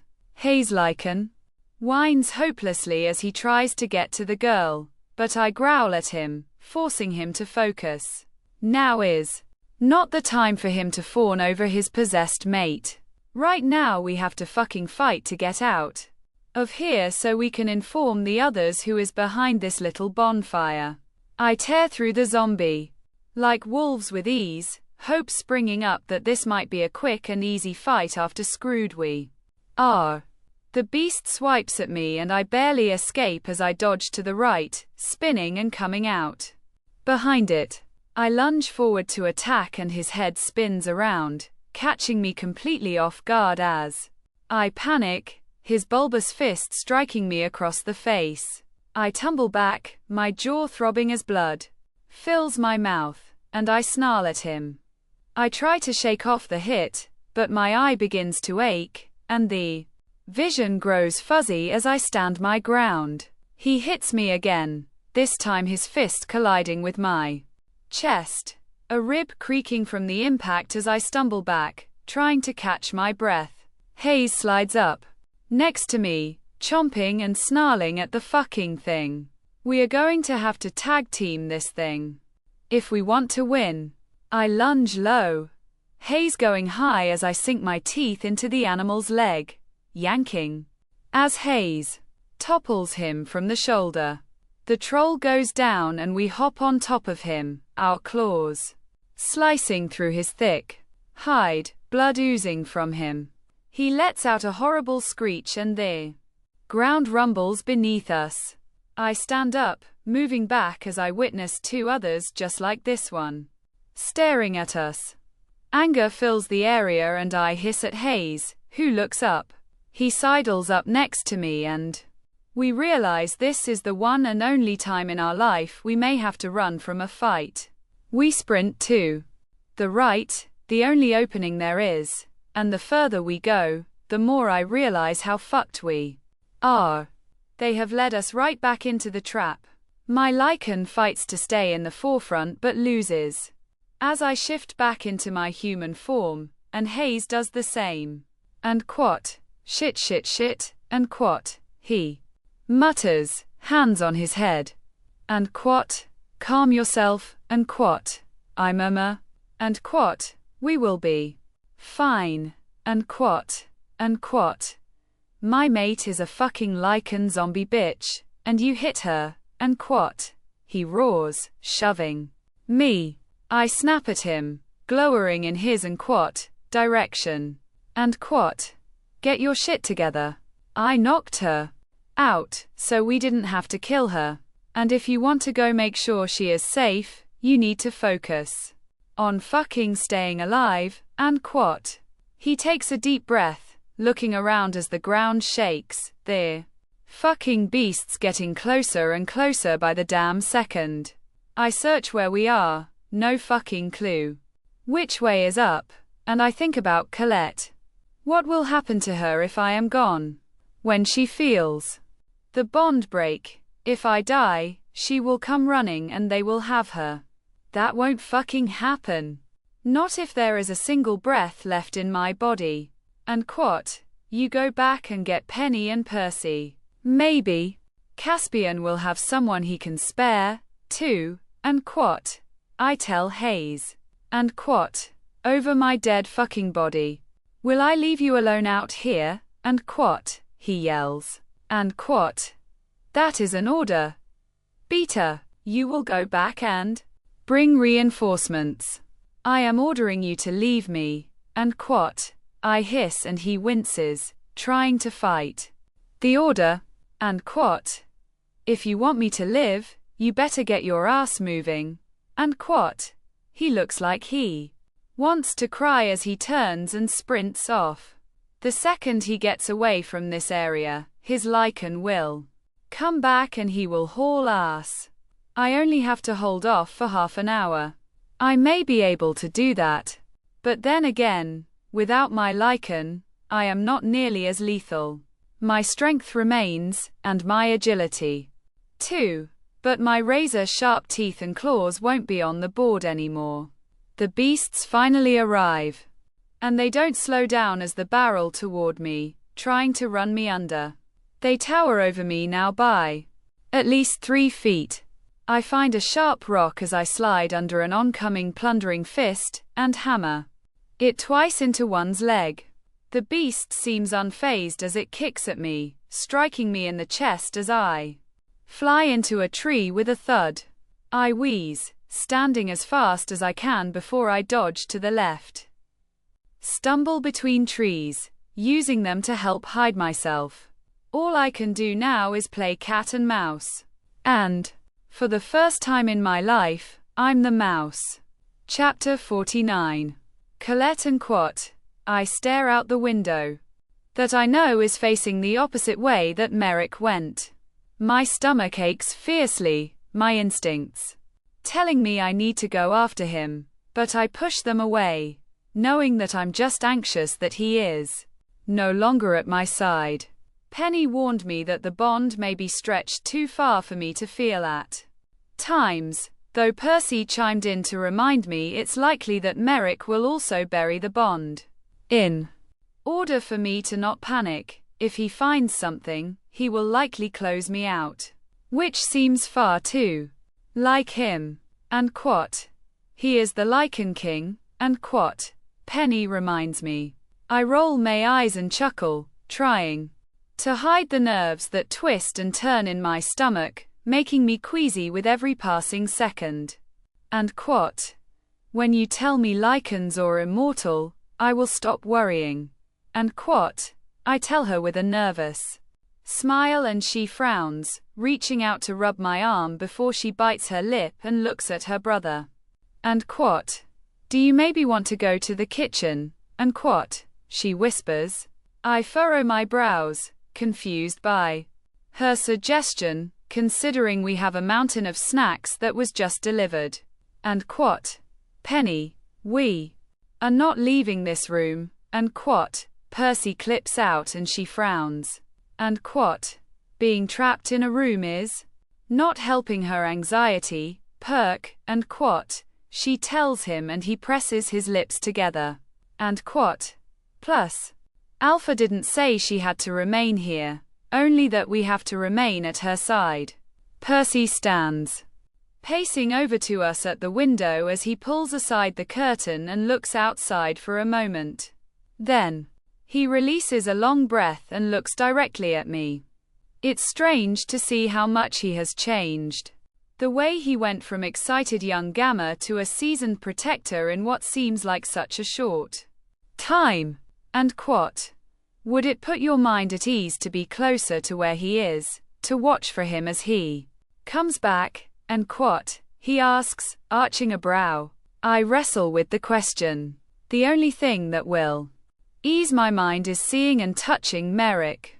Mad at him or not, I want him next to me so I can choose to ignore him while being with him. I want to be as close as I can sulk and lay eyes on him, As soon as humanly possible. And quat? Yes, and quat? I nod and he seems to accept my request as he nods. And looks at Penny.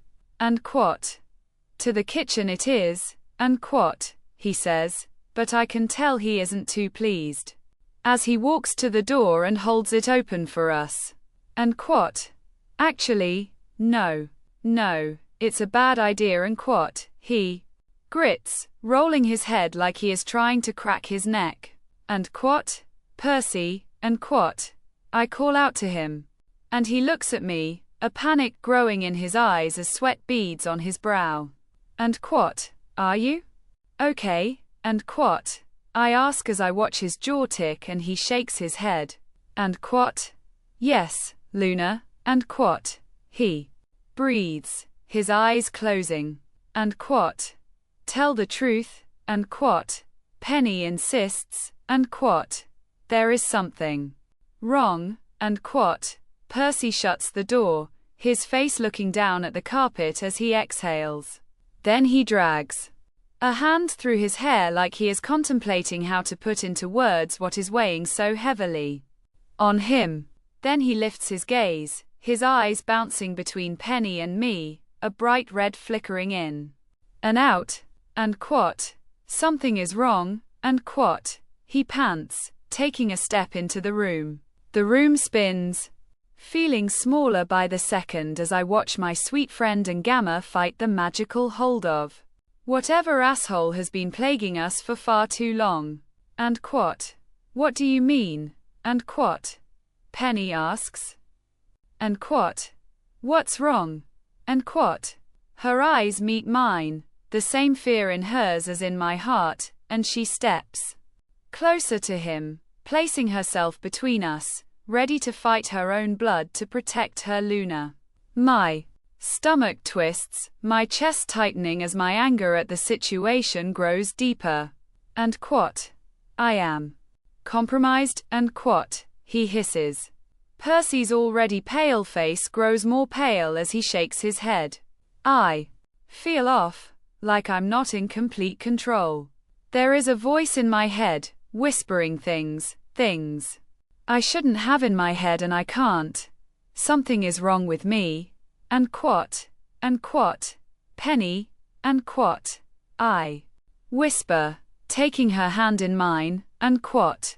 I need you to restrain Percy and put him in the bathroom, and quat? And quat? A sick cackle breaks through the room, bouncing off the walls in a near shrill tone. The hairs on my body raise in awareness and fear as Percy looks like he is being possessed. A sinister grin breaks over his lips, revealing his white teeth, his hair now slick with sweat as he groans and drops to his knees. And quat? Do it now, and quat? He cries out as if he is in agony. Penny lunges forward, yanking him to the bathroom. As they pass me, he lurches in my direction, his eyes fully red and zombie-like. And quat? Luna, I need something to restrain him with, she calls from the bathroom. Shit. Do I even have anything to tie someone up? Tape? Rope? Unlikely. But I search anyway. I tear the room apart, ripping through drawers and the closet like a made man. I find 2 belts, and hope it's enough to hold him, even if it's just long enough to get Caspian and find something more suitable. I trip rushing from the closet, rolling with a pained grunt as I scramble on the floor before finding my footing and pounding on the door. There is no response. Only silence, and my heart burns, dread settling in my bones before I pound again. And quat? Penny? And quat? I shriek, my voice an octave higher than my usual. And quat? Bring it in here, and quat? She says, sounding weak. My hand shakes as I reach out for the doorknob and cautiously push it open. My eyes tear up when I see Percy on the ground struggling under Penny, who has his arm twisted in such a way that he can't even lift his face without hissing in pain. And quat? This is all I could find, and quat? I say, handing her the belts. She frowns and shakes her head. And quat. Shit. This isn't going to hold him. And quat. She mutters. And quat, pen, and quat. Percy's voice is strained and full of pain as he shudders. And quat. You have to get her out of here. And quat. And quat. No. And quat. I growl, refusing to leave him. The last time I did, he was attacked and clearly compromised. They ruined his body and hurt him, and now they have a hold of his mind and I won't let them win. I rush to him, Penny fighting with him as he struggles, tears running down her cheeks. I drop to my knees, hesitating for only a moment before I reach out and grab his face, making sure I meet his eyes. And quat. You will fight this, Percy, and quat. I growl out, putting everything I have into trying to see if I have a voice that can command others like Merrick. His eyes fall closed and they blink back open, his lycan black eyes coming forward before morphing back into their usual color. And quat, Luna, and quat, he rasps out. And quat. They want to talk to you, and quat. His throat bobs, his eyes rolling back into his head like he is fainting before they pop back. They don't change color, nor does he try to fight against Penny, who is quietly crying and holding him. I stand and take a deep breath, preparing myself for whatever lies these assholes are going to spew through my friend. Then I look at Penny. And quat. I am listening. And quat. I tell him, squaring my shoulders. And quat. And then kick their asses out of your head. That's an order, Gamma, and quat. Penny gets off of him, stepping to me in a protective stance. She is ready for anything, but I can tell that she feels her twin is strong enough to shake these dicks the second he allows them to deliver their message. If she didn't, she would have remained where she was. He pushes himself to his knees, panting as his eyes quivers and go red. He finds me, a creepy emptiness taking over his entire demeanor, as his head falls to the side, taking me in. Then a smile creeps over his lips. And quat. You are stronger, and quat, Percy says, his voice melding with another that is not his own. And quat. And you are getting more desperate, and quat, I retort. A cackle breaks from his lips, making Penny shudder. I touch her shoulder, knowing this can't be easy for her to see. And quat. Oh, not as desperate as you are about to be, Luna Letty. And quat. He drawls out with the melded voice. My spine tingles, my skin prickling, and I can feel it. The fear that isn't mind creeping in and up my spine. Merrick was blocking his side of the bond, but I didn't think to block mine from him. And quat. Just tell me what you have to say. And quat. I hiss, my patience gone. And quat. Your mom would love to meet you. And quat. The voice says in a voice too happy to be truthful. And quat. My mother is dead. And quat. I grit out. And quat. Is she? And quat. They ask and my blood grows cold. I try to reach out to Merrick, needing to feel him, too. Verify the emotions I am feeling so strongly are only mine, not his. And quat. Enough of your games, and quat, Penny hisses. And quat. This is no game. No, we are too busy playing with your alpha too. Need any other entertainment? And quat. And quat. What? And quat. The word falls from my lips, the breath in my lungs whooshing from me. And quat. If you touch him, I will kill you. And quat. And quat. You have to find us first, Luna.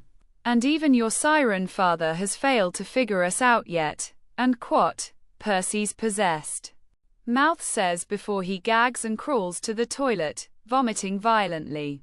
I spin on my heels, racing for the door, Penny hot on my trail as I break out the bedroom door and down the hall. I can hear voices calling out to me as I sprint out the back door, my bare feet padding over the soft grass. And quat, Colette, and quat. I hear my father screaming my name behind me, but I can't stop, can't even pause to beg for help as I follow my heart, hoping it will lead me where I need to go. Merrick. I scream through the mind link, knowing the emotions were his and not just my own. He is in trouble. Every fiber in my body can feel it, my wolf can sense it. But yet, he doesn't respond. And quat, Luna. Please, and quat, Penny calls out behind me. I can hear her catching up to me just as I look up and I see it. A large lycan in the distance racing toward us, and my heart skips a beat until I realize it's smaller than Merrick. Then I feel him, my mind link flooded with love, masking the other emotions as I try to make sense of what the hell is happening. Do not come. Stay with your father, he says, but the distress in his voice betrays him, which means I sure as shit don't have to obey. Promise me you will stay with Caspian. I promise. I shoot back at him and then I slow down, looking for my dad, who catches up to me, looking concerned. And quat, you are coming with me, and quat, I tell him, grabbing his hand and dragging him with me as I run. And quat, where are we going? And quat, he asks. And quat, to save my mate, and quat. Chapter 50. And quat, Hayes, and quat. I call out, running toward him. And quat, where is he? And quat. He shifts back into his human form, looking past me to Penny as he waves to her to come to him. And quat, I have to get back to him. Where is Percy? I need both he and Penny. And quat, he rushes out. There is a frantic nature to the way he searches for the two of them, as he tries to be respectful of me while trying to get around me. And quat, Percy isn't well enough to go anywhere. And quat, I tell him, not really wanting to get into the details right now. And quat, fuck, and quat, he growls, both hands in his head as panic overwhelms him. And quat, I will go in his place. And quat, I offer, and he shakes his head like it's the craziest thing he has ever heard in his life. And quat, no. You have to go back and quat, and what? Cower and wait in the room and hope nothing terrible happens? No. And quat, I growl, cutting him off. And quat, I will absolutely not be doing that. There is no stopping me. You are taking my protection. Besides, I will only follow you if you try to leave me. And quat, Hayes frowns and drags a hand down his face before he nods. And quat, I don't have time to argue. And quat, he grits out as Penny rushes toward him. And quat, but I am begging you to stay, Luna. Please. And quat, he says, looking at me. And quat, not a chance in hell. And quat, I tell him, I know I am being difficult, but damn it, if the jerk controlling all these wolves wants me, they can have me as long as they don't hurt Merrick. Whoever this is, whatever they want to do with me. I know Merrick can figure out a way to fix it, but only if he is alive and safe. And quat, Colette, and quat, Caspian's voice is wary as he looks at me, and I push past Hayes, running in the direction he came from. And quat, this way, right? And quat, I ask, breaking into a run, and I hear them arguing behind me, then I hear them running. Penny and Hayes break into their lycan form. I shift into my wolf and my father, well hopeful he left his sea legs in the mansion because he is going to have to keep up. The entire time I run, my heart is in my throat. Every stride feels Too short and every second too long. What happened? What can I expect to walk into? I have nothing. And know nothing about what I am walking into. There wasn't any time to waste. Merrick needs help. Now, not after a quick debrief or an argument where I would just end up coming, anyway. I glance over my shoulder, shocked that my dad, though always behind us, is maintaining a decent pace and keeping us in view. I don't know how long we run. It feels like hours until my wolf suddenly whimpers and I trip, tumbling over as I turn into my human form. I look to the side, seeing Penny, who looks at herself in shock and meets my eyes. And quat. My lycan is gone, she retreated, and quat, she says, looking at Hayes in shock. And quat, then we are close, and quat, he mutters, going on alert. He scans the woods, both he and Penny slightly crouched, ready for any attack. Caption finally catches up to us, giving me a confused look as he throws clothing at me and Penny. And a pair of shorts at Hayes. Not that I care about my naked state right now. I have more pressing issues, like a lycan king who is missing and in grave danger. But I slip into my shirt and shorts quickly. And quat, what are we looking for? And quat, Penny whispers and Hayes takes a step forward. And quat, we aren't necessarily looking, we are listening, so shut up. And quat, he snaps and I strain my ears, trying to hear what I can even without my werewolf powers. My body hums, my craving for water and the calm of it growing. It's like I can feel it beneath me, the source of life from the water and all it brings. I can hear it as it trickles through the roots of the trees and feeds the leaves. The water isn't just around me, it's inside of me, making me feel like I am weightless and nothing can touch me. It's overwhelming. And quat, Caspian, and quat, I whisper, feeling like it's too much. My body feels like it's throbbing, like waves ebbing at the sand beach shore. He is next to me in a second and I look up at him, hoping for answers. He frowns as he takes my hand, keeping me steady. And quat, without your wolf you are simply a siren princess. And quat, he whispers. And quat, it can be a lot to be able to feel the water everywhere it is. You will grow accustomed to it in a moment. And quat, are you sure? And quat, I ask him, fear in my voice. I am here to find Merrick, and instead of focusing on that, all I can do is think about fucking water. Where it's at, where it's going. Then I feel the water quiver, like a ripple in a calm lake. I freeze, my head snapping to my right along with Caspian's. And quat, that way, and quat, he tells Hayes and Penny, who turn and look at him. Funny. And quat, they were heading this way when I left him. And quat, Hayes says, looking skeptical. And quat, he is right.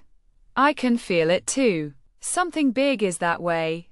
And quat, then that is where Merrick is. And quat, Hayes straightens his shoulders and looks at Penny, then the rest of us. Before he breaks into a run, we follow suit, the quivering growing stronger, beating in time with my frantic heartbeat. My stomach falls and I come to an abrupt halt when see the massive thing throw an enormous balled-up fist, striking Merrick across the face. He flies into a tree, his body thudding as he tumbles to the base, and then he rolls out of the way of the incoming foot from another of the beasts. Hayes lets out a war cry as he launches himself onto the back of one, trying to stomp on his brother, and Penny distracts the other. Merrick stands, hobbling as he winces, but he sizes up the beasts ready to jump in where he is needed. And quat, what the hell are those? And quat, I ask Caspian, who gapes at what he is witnessing. I don't know, he admits. They kind of look like trolls, trolls, I hiss at him and he frowns. Those are real too, no, he says like he is in deep thought. No, I've never known those to be a real species, and yet here they are, I squeal as haze flies in our direction, landing at my feet with a pained groan. He looks up at me, but quickly stands rushing back in as my eyes find Merrick, frozen in place, as he blinks at me in utter shock. He looks awful. Blood is dripping from his hairline and just to the far side of his eye, dripping down to his shoulder. He is riddled with deep bruises, already taking form over his physique. I take a step toward him. My body feels light, like I'm in a dream that none of this is real. How can it be? These beasts aren't supposed to exist, and Merrick is a lycan with no lycan to fight with or heal him. Stay there, he growls at me, anger taking over his face as he stalks toward me. Then, out of nowhere, a third troll-like thing grabs him by his ankle and Merrick is lifted and hammered into the ground like a rag doll. I gasp when he crunches into the leaf-covered dirt, tears in my eyes, my body jolting as though the hit is a direct strike to my very core. The beast lifts him again and my body grows warm, a flame of anger raging inside me as I stare at Merrick who, though conscious and trying to free himself, hangs. His left forearm is bent awkwardly and I can see how his leg seems to look segmented, like the only thing holding it together is the muscles and flesh that could tear at any moment. Drop him, I growl, my chest aching in fear as I look at Merrick. He gives me a determined look, like he is trying to tell me he's got this, but I am sick of sitting around and waiting to be rescued. I am tired of constantly hiding who I am, who I have always been. I'm over being cut off from the part of me I was always meant to know. The troll blinks at me, red eyes zeroing on my location, and I suck in a deep breath, before dropping to my knee and resting my hands on the grass. The water heeds me. It wants to do my bidding as I try to summon it. I don't know what I can do, or if I can manage to pull off what I want to, but if in my desperation I fail, then I at least gave Merrick a distraction. Now, I hiss, looking up at the troll, who seems to focus on me. The other two stop fighting, turning to look at me like a statue as Penny and Hayes rush to Merrick and try to pry him free. I knew you would come for him, the same voice as early emanates from all three creatures, and I find that my anger only grows. I am sick of being played, of people manipulating me and thinking I am too meek to fight back. This person thinks they know what I am. They don't have a fucking clue. Fuck you, I shout as a spout of water shoots from under one of the trolls. It flies into the air, not a sound coming from it as it falls back to the ground, crashing through branches and colliding with the hard earth. The water continues to spray like a geyser, wetting everything around us. Oh, the princess has some skills. How foo and they say as a spout strikes one in the face and the other grows a bubble around its head, suffocating it and forcing it to release Merrick, who scrambles away. Hayes and Penny help him up, bringing him to us. Water rains down, my body relishing the feel, absorbing as much as I can until I slowly feel the power of it leaching from me. The connection with the water around me slowly dissipates, and after a minute, I look up, watching as the trolls morph into a human form, laying on the ground.